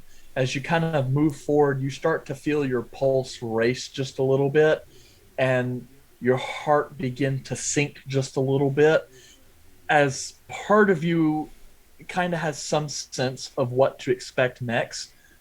As all of you guys kind of press through into this large open glade, you see this beautiful kind of shallow pond of crystal cleared water filled with lily and lotus, in the center of which this kind of large rocky outcropping that rises into a kind of a spire, almost kind of like a pedestal or tower, but upon which you see a creature that is completely foreign to most of you. It resembles a massive elk, but with horns that stretch out almost kind of like lightning bolts, but arched back. Its fur is shock white, but its body is laid limp upon the top of this stone monolith, as blood dried is poured and coated this area to the point to where it has even begun seeping into the outside of this pond. Where that blood touches, all of the green and grass have died. And there's even certain parts of the pond that have begun to befoul. And the blood, though certainly dry, there is no presence of rot on the creature. And Caleb, actually, I need all of you. Caleb's going to automatically fail, but I need all of you to roll me wisdom saving throws. What? Eric, What? I would like Two. to. Oh, sorry. I'll let everyone get their saving throws. 2. What? I got a 20. Dirty 20. A 5. Eric, I would like to clear this up for Gander's sake. This is a great ADAC. Yes, this is an ADAC. Okay. Hey, Volred, you and me, and Arthur. I passed. I don't know what you're talking about, and Arthur. I have a What 20. was that 5 from then? Oh, that's a D12. Never mind. I'm gonna say that was a D12. No, I got a dirty 20. Hey, Gander. How's it going? I'm down. I here didn't with even get you, to buddy. roll. You just fail. Okay. Arthur, you glance upon this creature, not really sure what to make of it. You're just a little bit lost. You can just kind of see it. The rest of you, to spot the corpse of this creature, you feel it personally, as if this creature was somehow something beloved by you, and you are struck by the majesty of this beast and are slightly disgusted that some creature would dare harm such a thing. Caleb, from deep inside, that natural primal feeling you get from Seteroth, the goddess of beasts and nature, another emotion emerges. Wrath. Ooh, I like that one. As that kind of happens, you kind of that would be Izal. Mizak, you feel kind of brush up against your thigh as he's kind of like and just kind of like trying to get behind you and use you as a shield. Oh, we're gonna get real violent in a few seconds. Who the hell would do this? No honor. Do I understand why they're saying what they're saying, or is this No, just they're like just all of a sudden talking about this creature. Death, So murder. in perspective, what do I see? In perspective, you see. Well, you're actually familiar with Adak. They are a breed of fleet of foot elk that are actually common to the Athorian Isles. In some places in the western area of the Isles, Auchenfirth, I believe, they actually breed these as mounts. Most of the time, they're browns and greens, but they're like a cousin to elk, but they are incredibly fleet of foot. Top speed, they can, in Dungeons & Dragons term, they can run like 80, 90 feet per movement action. Can you spell ADAC for me? ADAK. And that is something I would have sent you in the OG Bellathor chat. Yeah. On Discord. It would have been a while back, though. Gander. It was one of the first things he listed. Yes, but this one is white, which is unusual, and it is noticeably larger than most ADAC. And as you kind of inspect it a little bit, since you were able to look at it objectively, you see what almost kind of looks like a flower crown crested on its head, though the flowers have wilted. And from its ribs, you can see a single arrow protruding from its ribs. How far away is it from me? From where you guys are at, it would be about 30 feet out and about 20 feet up. Good AD. All right. How far out does the blood go, or does it just go down the pillar? It goes down the pillar and it's kind of reached and to where it is like touching and slowly descending into the pond. Being very focused and not really seeing much, I'm just going to start heading towards it, to the edge of where the blood is, and I'm going to try and inspect and see what kind of arrow did this, and to see if it was like a human-sized arrow or larger or smaller. Yeah. Roll me an investigation check. What are the rest of you doing? I'm still trying to figure out what this animal or creature looks like. I'm not gonna lie, I'm still kind of stuck on it. So an elk. I'm thinking a big right? deer. Yeah, so think like a deer, but really big. But instead of horns that face forward, they face back, almost kind of like you have thick lightning bolts shooting out the back of its head. Just think Okay. Xerneas from Pokemon. but Yeah. backwards. Okay, that's great. I don't know. I don't know Pokemon. So what is Xerneas? Do I acknowledge the fact that everybody else is looking at this differently than the way that I do, or I'm Yeah. viewing this? Ari, I just sent you a picture of what the actual description that he gave what's before. it spelled again? That's the description, but I don't have ADAK. Yeah, just trying to give you a better idea. Yeah. See anything on freaking Google? Do I know anything about this creature? Mostly Vigo, just. I just messaged you. I'm looking for tracks. Who killed Yeah, the that's- deer? Yeah, same. But Yeah. And I rolled a 15. Sorry, DM Eric. Yeah. Do I have any knowledge of this creature prior to that? Because like I'm not finding any pictures or anything of this creature, so I have no idea what. No, it is entirely custom for this campaign. Oh, okay, cool. I was like, I am not seeing this at all. I have no idea what's going on. Okay, No, cool. Yes, it is a creature that is entirely created for this campaign, and it is only found here in the Bale of Thor Isles. But yes, basically it is an elk, big damn deer, with rear-facing kind of horns, very fast, which makes them excellent mounts. They never get this big, and you've never seen a white one. That's definitely new. So it's not that it's obvious to you what the creature is, but it is definitely struck as something unique to you because of its size and color, and the obvious weird florally bits that are in its hair. But for me, it doesn't strike any sense of anger or wrath. It's just a creature. No, from the emotional response, at this particular instance, your curiosity seems to have overwhelmed whatever energy or emotion might be investing in this place. Okay, cool. You're a hard-nosed life of a sailor.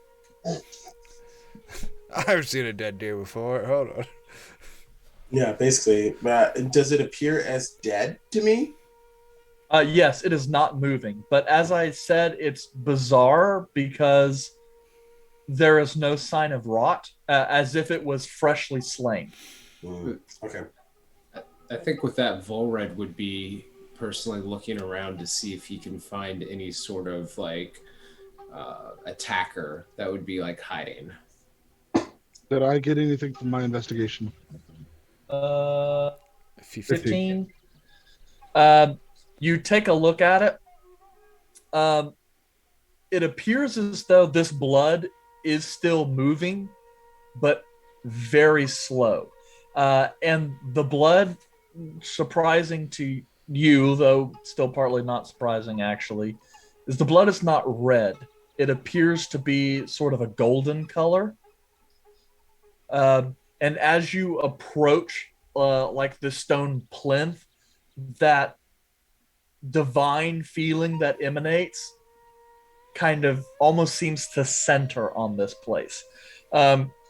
You, from what you can tell of Akari culture, you're not a theologian or a druid, but you were raised in a lot of the old ways, and from what you can tell, it is quite possible that this creature is some sort of local god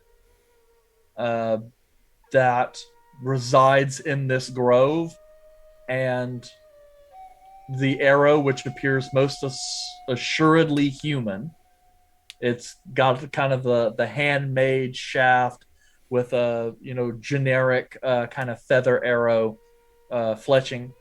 It appears some human slew this divine beast, and quite possibly has angered its protector Setaroth in that sense. Now, Volred was looking for attackers, right? Mm-hmm. So, Volred, you take a quick look around. You see no attackers. no evidence that there was any kind of a struggle or fight. You do find it kind of odd that someone would shoot a beast as large as this and then just leave the kill. That doesn't make any sense. But and then Izal, as you're looking for tracks, right? Yeah. Okay, so you're taking a look around, finding tracks. It actually doesn't take you very long to spot some, as it looks like off to one side there's a bit of a struggle, as some grass and stuff has been uprooted, and a shuffling which has kind of disturbed the earth. You can't really tell like how many people they were or anything, but the path of devastation seems to move off back deeper into the forest towards the mountain. But it's hard to tell how old they are. I found some movement over here. Tracks. Struggle. I would like to go check for footprints. I will also join. Gauging the depth and boot style, if I can tell. I would like to murder. Is there an option right now? I would particularly like to check to see if I can acknowledge how long these tracks have been here. Investigation or survival, whatever your choice is. If you pick the same thing, then one of you guys can double up for advantage if you want. I'm going for investigation. And I'm going for survival. Okay, so go ahead and roll separately. 2 different skills. Okay. 18 on the investigation. See, it's close. I know, so close every time. 21 blackjack. Blackjack. Okay. 18 so, and 21. Between you guys inspecting these, it appears as though the struggle was from a single individual. Perhaps an individual that was in distress and was flailing around. The prints you see are definitely human, as they carry a boot. And they seem to kind of stumble off in a direction. It's a little hard to tell exactly, as the ground here is relatively soft. But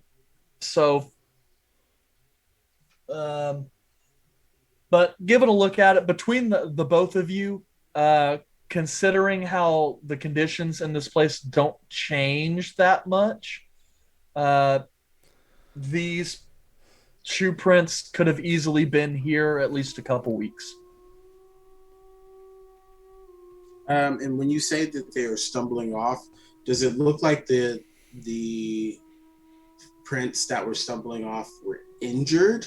Or does that when you say stumbling off is just like leaving? No. The foot pattern is irregular, and they find a hard time keeping a straight path. You could assume, though you find no evidence of blood or anything like that, that the person could have been injured. Possibly by a divine being when they just killed their protector. Or it could be that they struggled through the battle of fighting a divine being and got knocked out. Yeah, 2 weeks, but you don't see any evidence that there was actually a struggle between the two entities. From what you can tell, there's also the ADAC was shot pretty cleanly. So from what you can tell from a position, someone perhaps fired an arrow at the ADAC, felled it in a single blow, and then was possibly struck or injured in some way, and then stumbled off, potentially leaving the kill. Yeah, does Volred as a marksman have any sort of like extra knowledge that like one would to like get any sort of additional information on like how the shot occurred? More so than what you just said? Yeah, so from what you can tell, based on the position of where the marksman would have been, the type of arrow used and such, This is possibly a professional hunter. They picked a very good vantage point that would have potentially been downwind of his target. The shot was clean. It would have been a lethal blow immediately. So whoever this is very skilled. And the arrow does appear homemade, but homemade with enough skill that this person could have been a professional Fletcher should they choose to be. They have a lot of years of experience making arrows. So yes, perhaps a very well-skilled hunter who's been doing it for a long time. Would Caleb know by his experience with the ascertainment and the ritual of Setarath, know of a ritual to put this beast at rest? How come the deer's Well- not decomposed over 2 weeks? How do you know that it's been 2 weeks? I would assume that someone may have mentioned something. I don't know. He's just We going to haven't keep had the a information? chance- Fine. We haven't had a chance to discuss it yet. This deer's been dead for only 4 hours. Where's the culprit? I was gonna get But there. Caleb, it's hard to say because what you do know about Setaroth is that she kind of is a nature deity, but she is a patron of more of the wild aspect of nature. And so from what you know of her, if this was indeed a local deity that lies under the protection of Setaroth, for a human to slay this creature, Setaroth would have invoked very serious harm and would have punished whoever did so severely. And you kind of hate to say it that way, but in the old way, the Druids or the people who study the old faith would call that eye for an eye. Is the only atonement that could be Okay, had. so there's nothing to put this beast at rest and settle this area. It's more just that person would have gotten punished by Setarath. Yes, but yeah. How far off are we from the body of this elk? Well, really kind of as far as you want to be, but the central pillar out to the edge of the pond is about 30 feet. Okay. So not very long. Arthur's going to approach the body. Isal, I'm surprised that you can determine how long this beast has been dead, but I've seen given a lot the of dead nature, bodies. yeah, given the nature of the environment around it, how it doesn't change, it's about 2 weeks, or a few weeks at least. But those tracks indicate that the person that may have harmed this being or entity was also harmed. They seem to struggle as they walked further away. Yeah, they got the ire of Setarath for killing her guardian. What do you mean by ire of Setarath? I don't know if you can feel it, but it's like there's a presence in this forest, a protection of sorts, and it's centered around this beast. So you're saying this beast was the protector of this location? Yes. Possibly this entire island. And now it's slain. And slaying a guardian of Setarath, whoever did this will have nightmares of this for a while, if they're still alive. Well, whoever did this is gravely injured based off of the tracks. Yeah.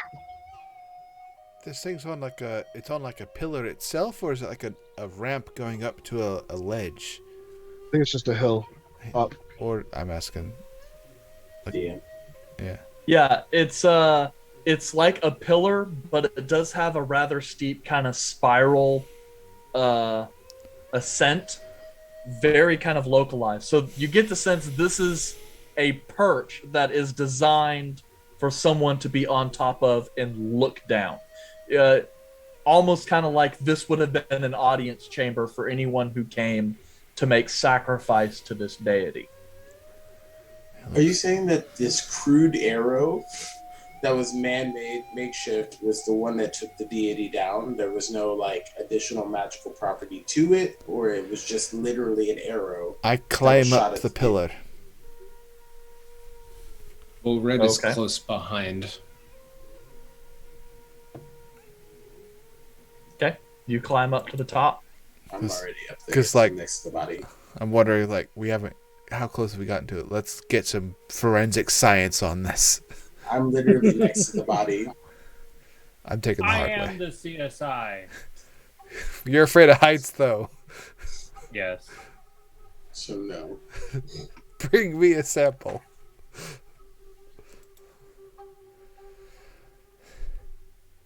All right. What is the arrow in a spot where it would be like a one-shot kill thing, or is it? Yeah, it looks like it went right through the ribs into the heart. Ooh. And this is just a regular arrow? It looks like a regular arrow. Full red. Whoever made this shot, I mean, he's got some levels of rogue or hunter or something in there. Like this is a good shot. Volred is going to once again get all up creepy on Gander. And just kind of stare for like, We assume you never blink anyway. a slightly extended amount of time.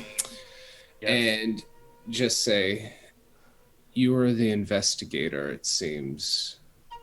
Let's take the arrow and see what we can find of it. You want the arrow? Yeah. Yes, Isal. Yes. Has anyone tried healing a holy deer before? It's already dead, Isal. But it looks we fine. We need better healing properties than just a potion or anything like that. It's already gone. Can you revive a deity? I know CPR. I don't think that's what's going to happen. It's been about 2 weeks, is all. It's always out. I imagine the body is. Didn't hear any of that. I'm You're very far Yeah, down there. You cut out, Caleb. I imagine the body is protected by the same magical aura that's in this field or this forest. And that would probably explain why it's preserved itself for 2 weeks. I don't imagine it will be decaying for for quite a while. Mizak. Did y'all see somebody come through here? Mizak, kind of. You said y'all were attacked by a hunter. Yeah, Hunter Plant. He was very strong. Did he use a bow? Yes, yeah, stick with string. It's a bow. Have you seen him in town?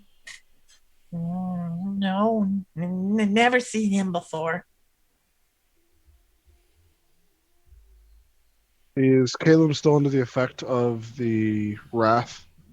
I mean, as much as you guys would want to be, it's mostly just kind of like a presence to instill a point. It doesn't really affect you or mold your thoughts or moods, anything like Your that. entire character is about solving this problem. Caleb. Yeah. Well, It's not like a charm effect or anything. It's just kind of like it's like when you're in a place and this place just kind of hits you with a mood. Yes, Gander? Do you Has Armac said anything about like a presence disappearing? Armac was the acolyte of Seterath in the town. I didn't really talk to him about that, so as far as I know, no. But that is something we can ask him when we get there. But I think these are one and the same. Why are you still waving that arrow? I was assuming someone needed to like check this thing out to make sure it wasn't crazy. We were assuming we're going to give it to Gander. Gander's Vorad's down gonna- there. I'm all the way up here. Just throw it at him like you throw everything else. No, 'Cause don't throw an arrow I at might me. hit him. Volred, what were you trying to do? He's gonna, at that moment where he sees the arrow like just being held, gets real up close to Excel and just like get very seriously like, please be very careful with that arrow. It may unlock secrets that we don't know. Well, I'm holding it by the shaft. If you'd like to work your magic, you can go ahead, Mr. Killer of Things. No comment. I just hold it like. I don't know about y'all, but take this down. I'm gonna do something up here with white deer. I'll grab the arrow. I think Mizak can go. Just as long as he doesn't come back to town. I mean, he's by himself. I mean, if we could get him to like be somewhat respectable of a koboldish person, he could like help on the ship or something. The ship may not be the best place for me, Zach. He's free labor. I mean, you just gotta feed him. All right, but we need to get back to town because we need to have a conversation with Volred's I think we're just going to continue going to the cave. I'm gonna pull out a few things out and just kind of sit up here with the white deer, the Adak, is it? Yep. Yeah.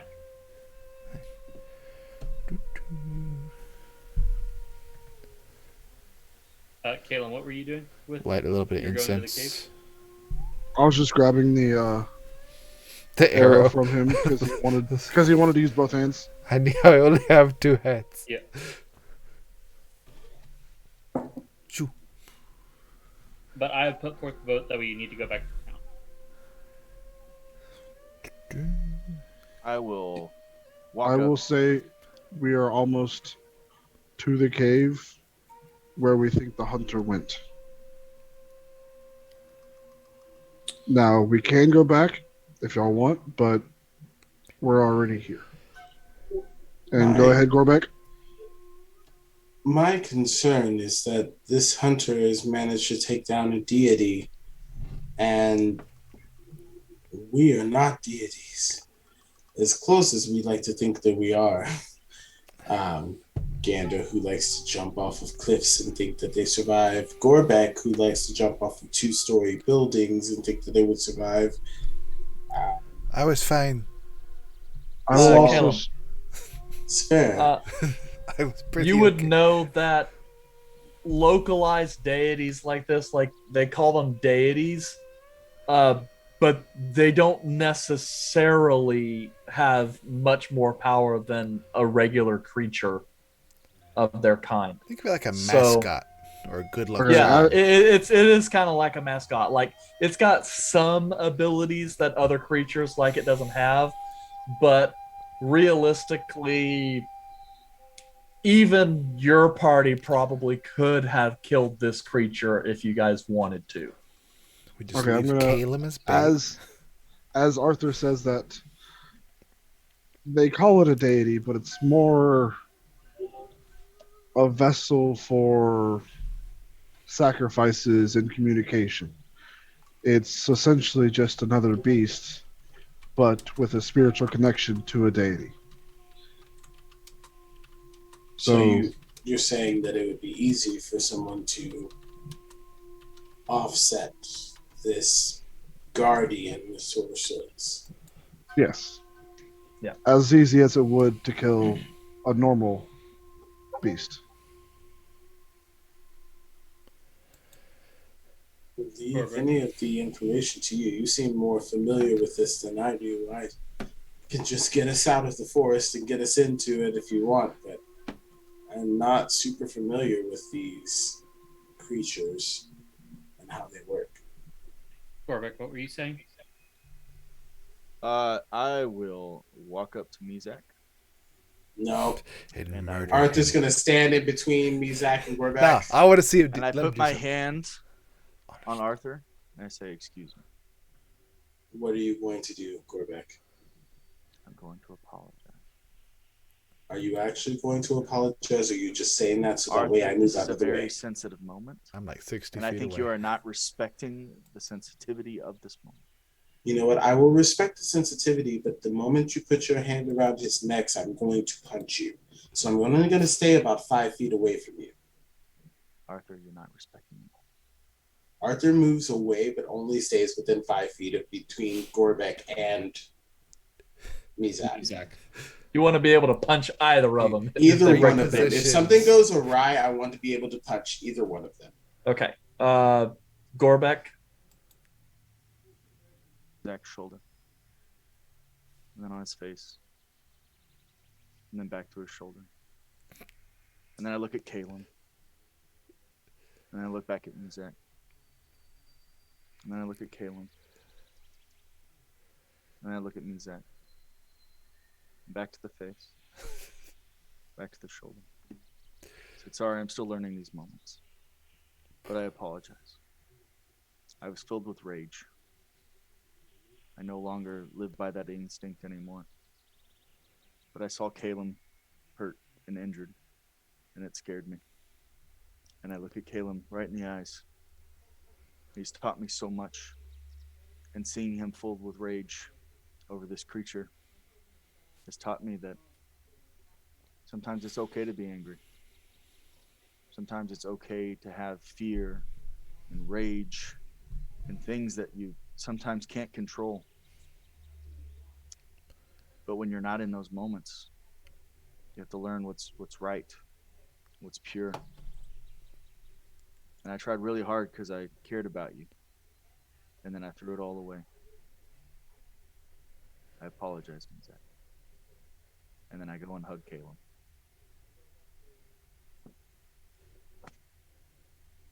I just kind of slightly move Mizak right behind me again. Did I hear all of that? God, I hope so. He goes over there and hugs you for no reason then. I mean, Well, I didn't know if I was within if you earshot. didn't, that would be the one time Gorbeck would have said something quietly. Volred leans up to whoever's nearest to him and just kind of says, "The goblin is no longer entertaining me." It would honestly be Gandor because I was the person you were literally staring at right in front of their face. This is a second ago. I'm gonna look at Gorbeck and hug him back, and then grab him by the head. I'm proud of you. Rage is a difficult thing to get over. It is. A lot. Like a lot. Like a lot. And I was pissed. I noticed. I was going to talk to you about that once you cooled off, but seems you've worked it out. Yeah. It's a long walk. Yeah. And it's cold. And I'm tired. But Gander's just standing there petrified. I was going to No, ask. that was earlier. Always petrified. I know those are sacred. I know. But as like a learning moment for me, do you think it's okay if I take a piece of something, like one of his crown stuff, and put it on my ear? And I smile really big. What would Caleb think of this, given the sacred knowledge of this being a vessel for a deity? Dude, y'all left me alone up there with that deer. I'm just pointing that out. I told you to get down. I'm on top of that spire. Y'all walk down there to have a conversation with Gorbeck. Yeah. Anyway, Caleb, I'm harvesting organs. You know that in instances like this, it's more about the intent of the action than the action itself. So so long as Gorbek's intentions are good, then he has a good chance of not incurring Ceterath's wrath. Okay. But you do know that usually when something is taken, something else must be offered. So, okay. So in one sense, there a debt would be incurred that would need to be paid to Ceterath or this guardian at some point. Okay. I don't think that would be an issue, but when you do, first ask permission from Ceterath,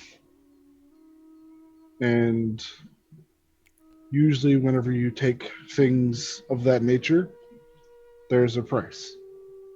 You either give something now or you give something to Ceterath later. What that is dependent on is between you and Ceterath. If you feel that it is enough and she feels that it is enough, nothing will happen. But given the intent behind this, I don't believe the price will be high. But it's got to be something personal. And I'll walk And up I'm going to go with him. I'll walk up. Is there anything metallic there? Like anything at all? On the Adak? Yeah, like in this crown or I'm just. Nope. It is a straight up flower crown. Okay.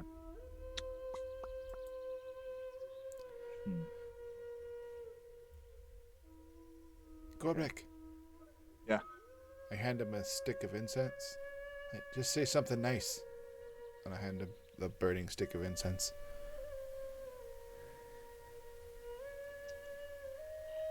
I'm going to look over at Izal. What is she doing besides just burning incense? I have a symbol I'm holding and a small urn that's burning a few sticks of incense to it, and I'm just kind of sitting there mumbling to myself. Do you speak Dwarvish? I don't believe I do. Well, then you don't know what I'm saying, then. Yes, I do. Common, Elvish, Dwarvish, and Sylvan. Same. You hear words. Oh, fucking rogue up there, like, I'm here too. You hear words like, rest in peace, your death was in vain, I'll avenge you, we'll make sure you rest without any worry. Just kind of a restful prayer being said. So the at rest ritual that I was wanting to do. Yeah, beat you to it. Good job, Mrs. Dwarf, I guess. Yep. Mrs. Miss Dwarf. Druid. I am not married, sir. Miss Druid is what I meant to say. Arthur is going to yell up to Gorbek because you can see that Gorbek is kind of fumbling around for what kind of piece to take. The horn may make a nice earpiece. Well, that was what I was thinking. I also was going to ask Caleb because I don't know if that's disrespectful because I want to take a tip of the. Mutilate the body. Great idea. Well, but this is what I'm saying. This is another thing. Is that would that be more of an important thing than just waving incense and saying something nice? Because if that's the case, which I am willing to give up something more important. I would say a little bit more needs to be given since you are taking a piece of his body. Okay. Then in that case, I'll hand this back to Exal, and I'll take Milton. And I say, my horn for yours. I'm sorry.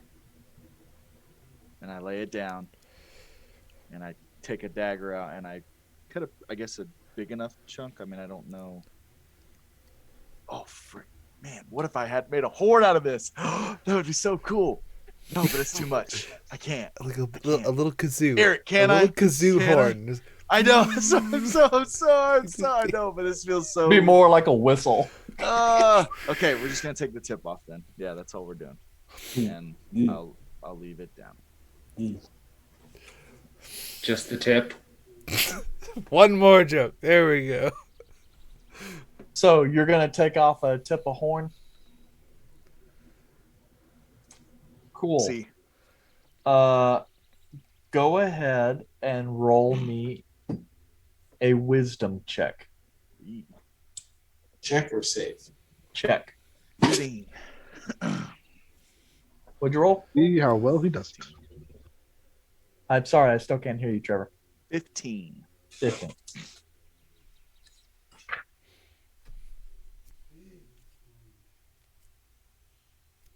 Okay. While this is happening, So you take the piece of horn, you wait for a brief moment.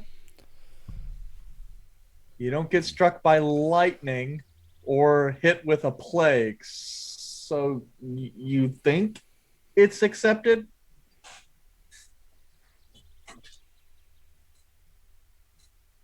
cool. While he's doing that, Arthur just grabs his pendant and just in Elvish says, "May you rest in peace," and just kind of nods his head and gives like a slight little prayer. Volred is still just like really infatuated with this arrow. That's fair. One might say he stares at it. Like he stares at everything. We don't know. Literally. We don't know though, Volred. You just stare at everything.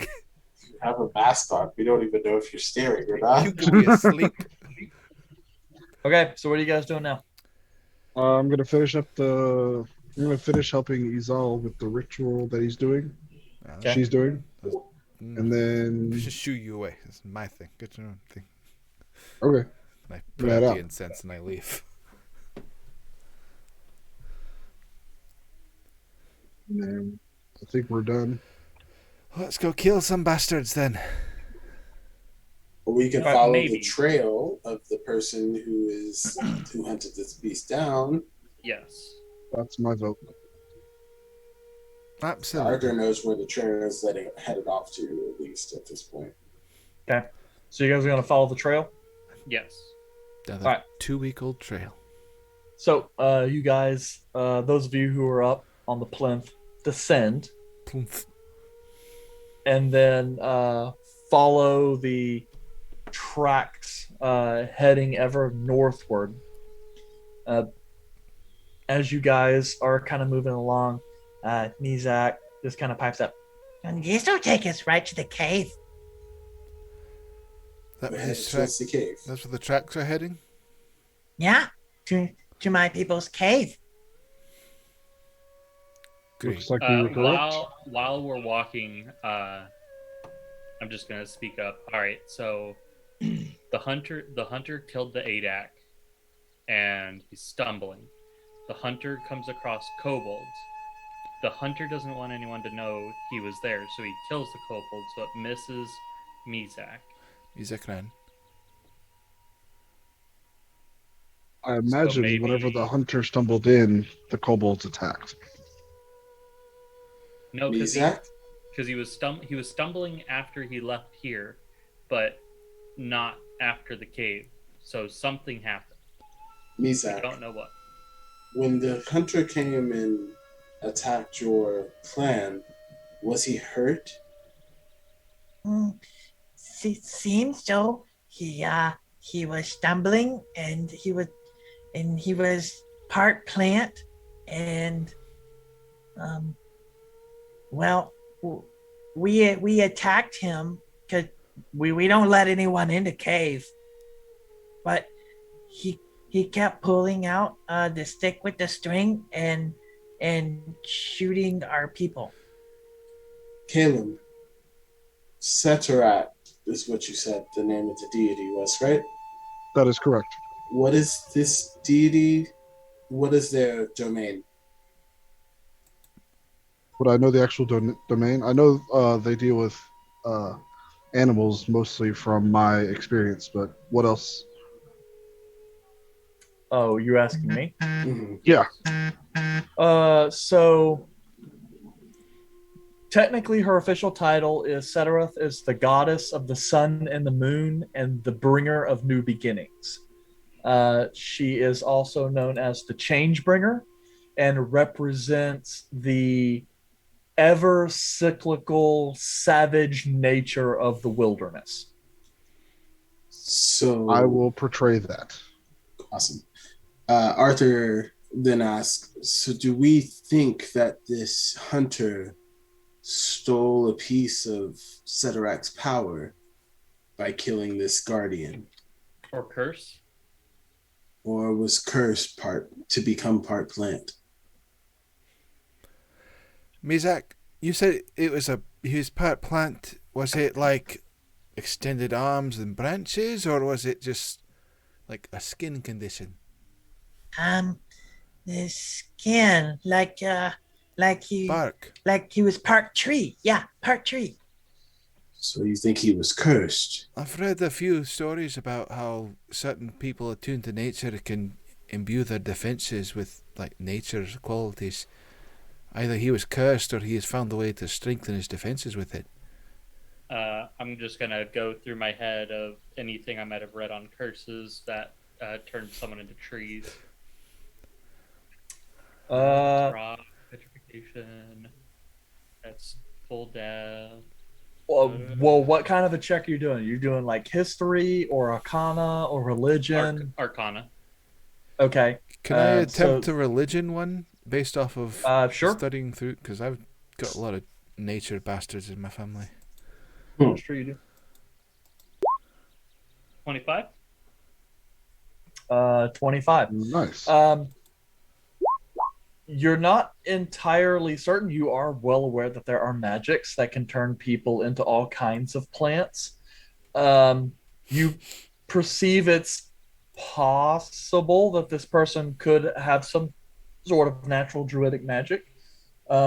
It's also possible that they were cursed, and the curse being from a nature deity may reflect as such in the curse.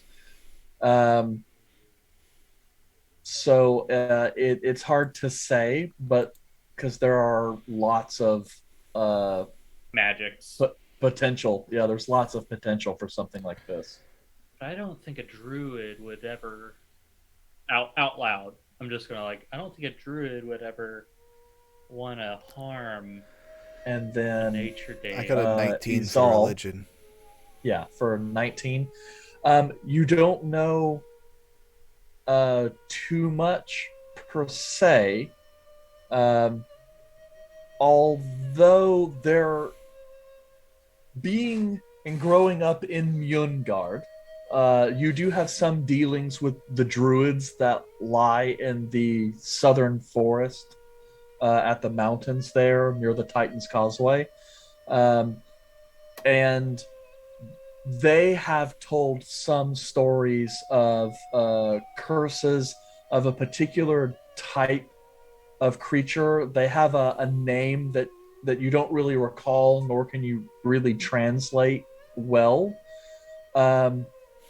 But I don't know Druidic. Yeah. It doesn't translate well. But from what you understand, is it curses there have been curses that deities or profaning of natural places that can imbue one with rot and pestilence, and even occasionally turn something into a tree-like creature called a blight, or other type things. Even some that would turn them into a twisted human trapped inside of a tree to dwell in constant agony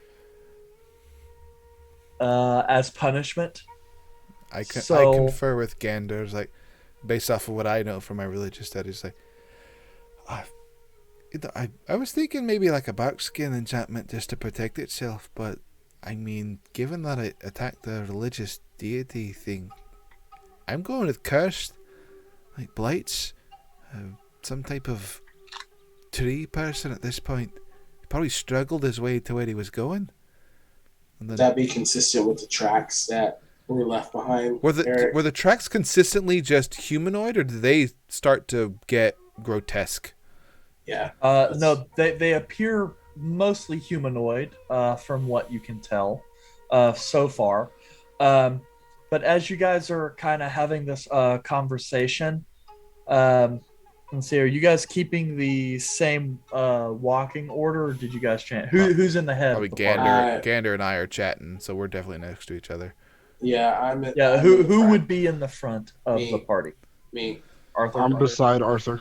I'm the one that found the track, So, so yeah. Arthur and Caleb would first recognize this as you guys kind of pass through some more trees and come through. You come to a section. At first, you see a large dark shape that would be the opening of a cave. But then what you see immediately before that starts, as your periphery expands, you see a rather grisly sight.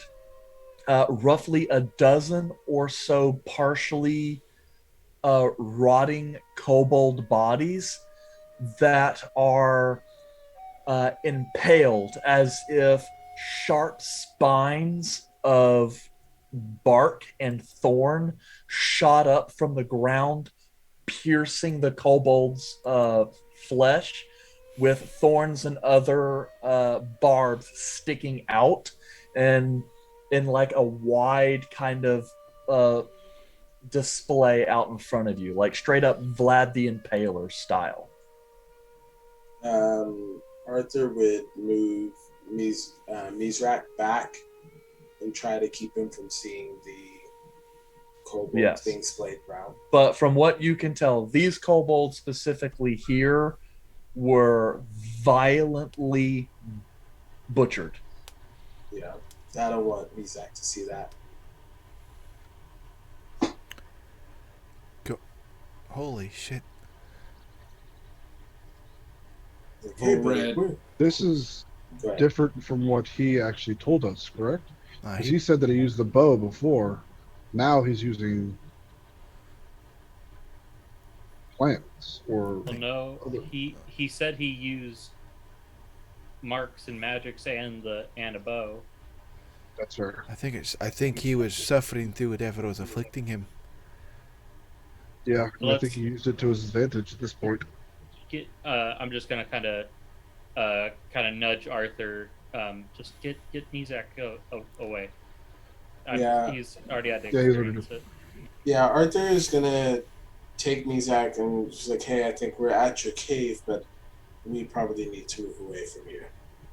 And he'll try to guide Mizrak away without letting him see whatever is happening in front of this cave. How big is it? Like a single spire of a tree, or is it like a bramble of a thorn thing? Kind of like a bramble of thorn. I get out the axe and I start hacking away at it to chop it down. Okay. As you go and you hack at the thorn, they kind of cut away. But then you see like other pieces of the thorn that will remain suddenly like shift and then start to curl in on itself back towards the ground.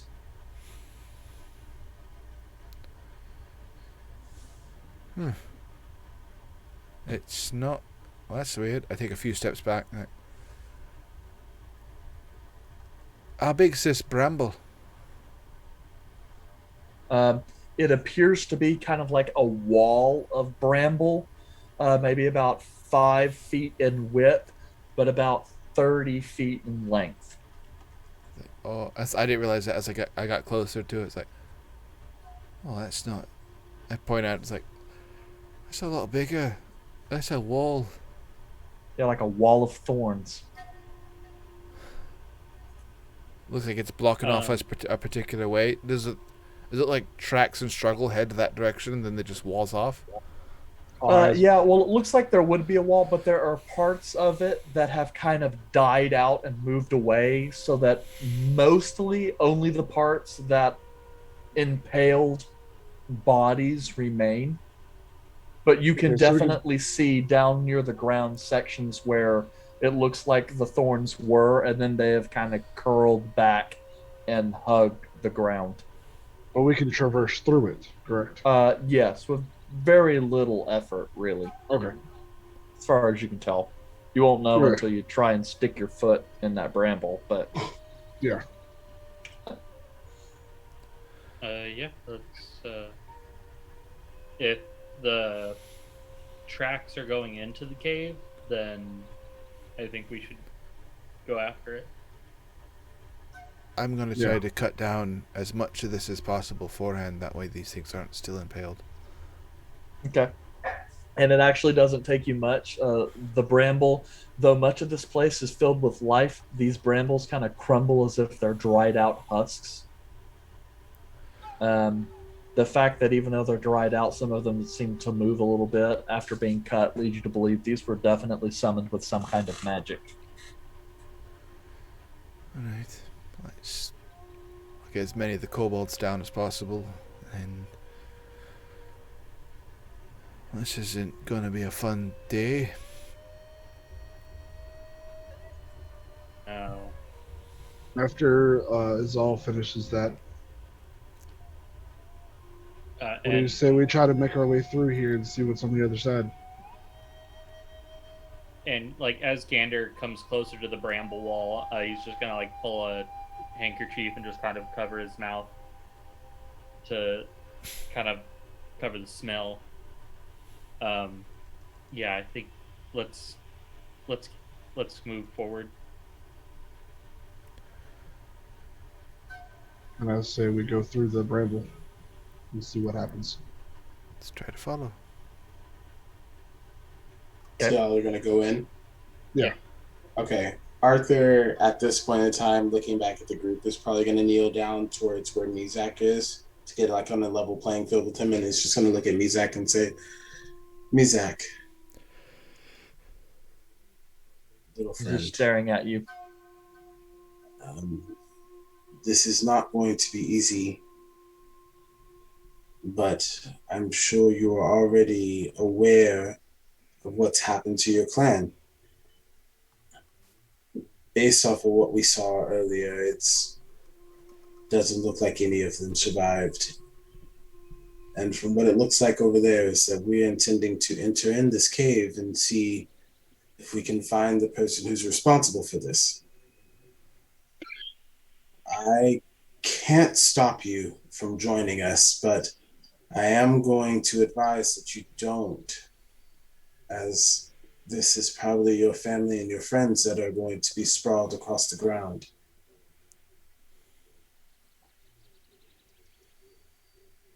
I don't know how much you're going to see or how it's going to affect you. But we're going in. We're going to see and see what we can do to take care of it. I just want to say I'm sorry. But it's up to you. Mizak kind of sits there a little bit. Then he kind of plods over to one of the kobolds that Izal is kind of prepping and taking care of. Kind of leans down and picks up like one of the spears that one of them was holding. And then goes and picks up a little bit of a sling and kind of ties it up. And then he kind of prods back a little bit and goes, Mizak got nowhere to go. So, Mizak will fight. Okay. You have a home with us. I just wanted to make sure you were ready. And then Arthur will stand up, and he continues to move Mizak behind him like he's been doing the last couple of hours, and it's just like, are you ready? Mizak ready. So be it. Let's go. And then Arthur will head off to the rest of the group and just kind of follow into the rest of the cave. Okay, so you guys are descending into the cave. Yeah. Yeah. Okay. Yeehaw. So you finish laying what remains of the kobold to rest. Say any prayers that you decide to. You try to pass through the borderline of the bramble.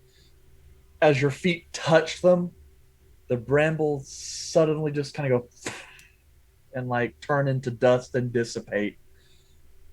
And as you guys kind of pass through and gaze into the large, dark opening of this hole, that same familiar, sickly sweet smell starts wafting in. You're not sure what lies on the inside here. You are sure that most of you can't see in the dark. And you just hope this goes better than the cockatrices earlier. And with that, we're actually going to go ahead and wrap up chapter 3. So, for those of you that are here, most of us survived perfectly fine. Yeah, but you guys are now down perfectly fine. A healing potion, a healing spell, and Gorbek used the level 1 spell to no effect, and you guys have not taken a short rest.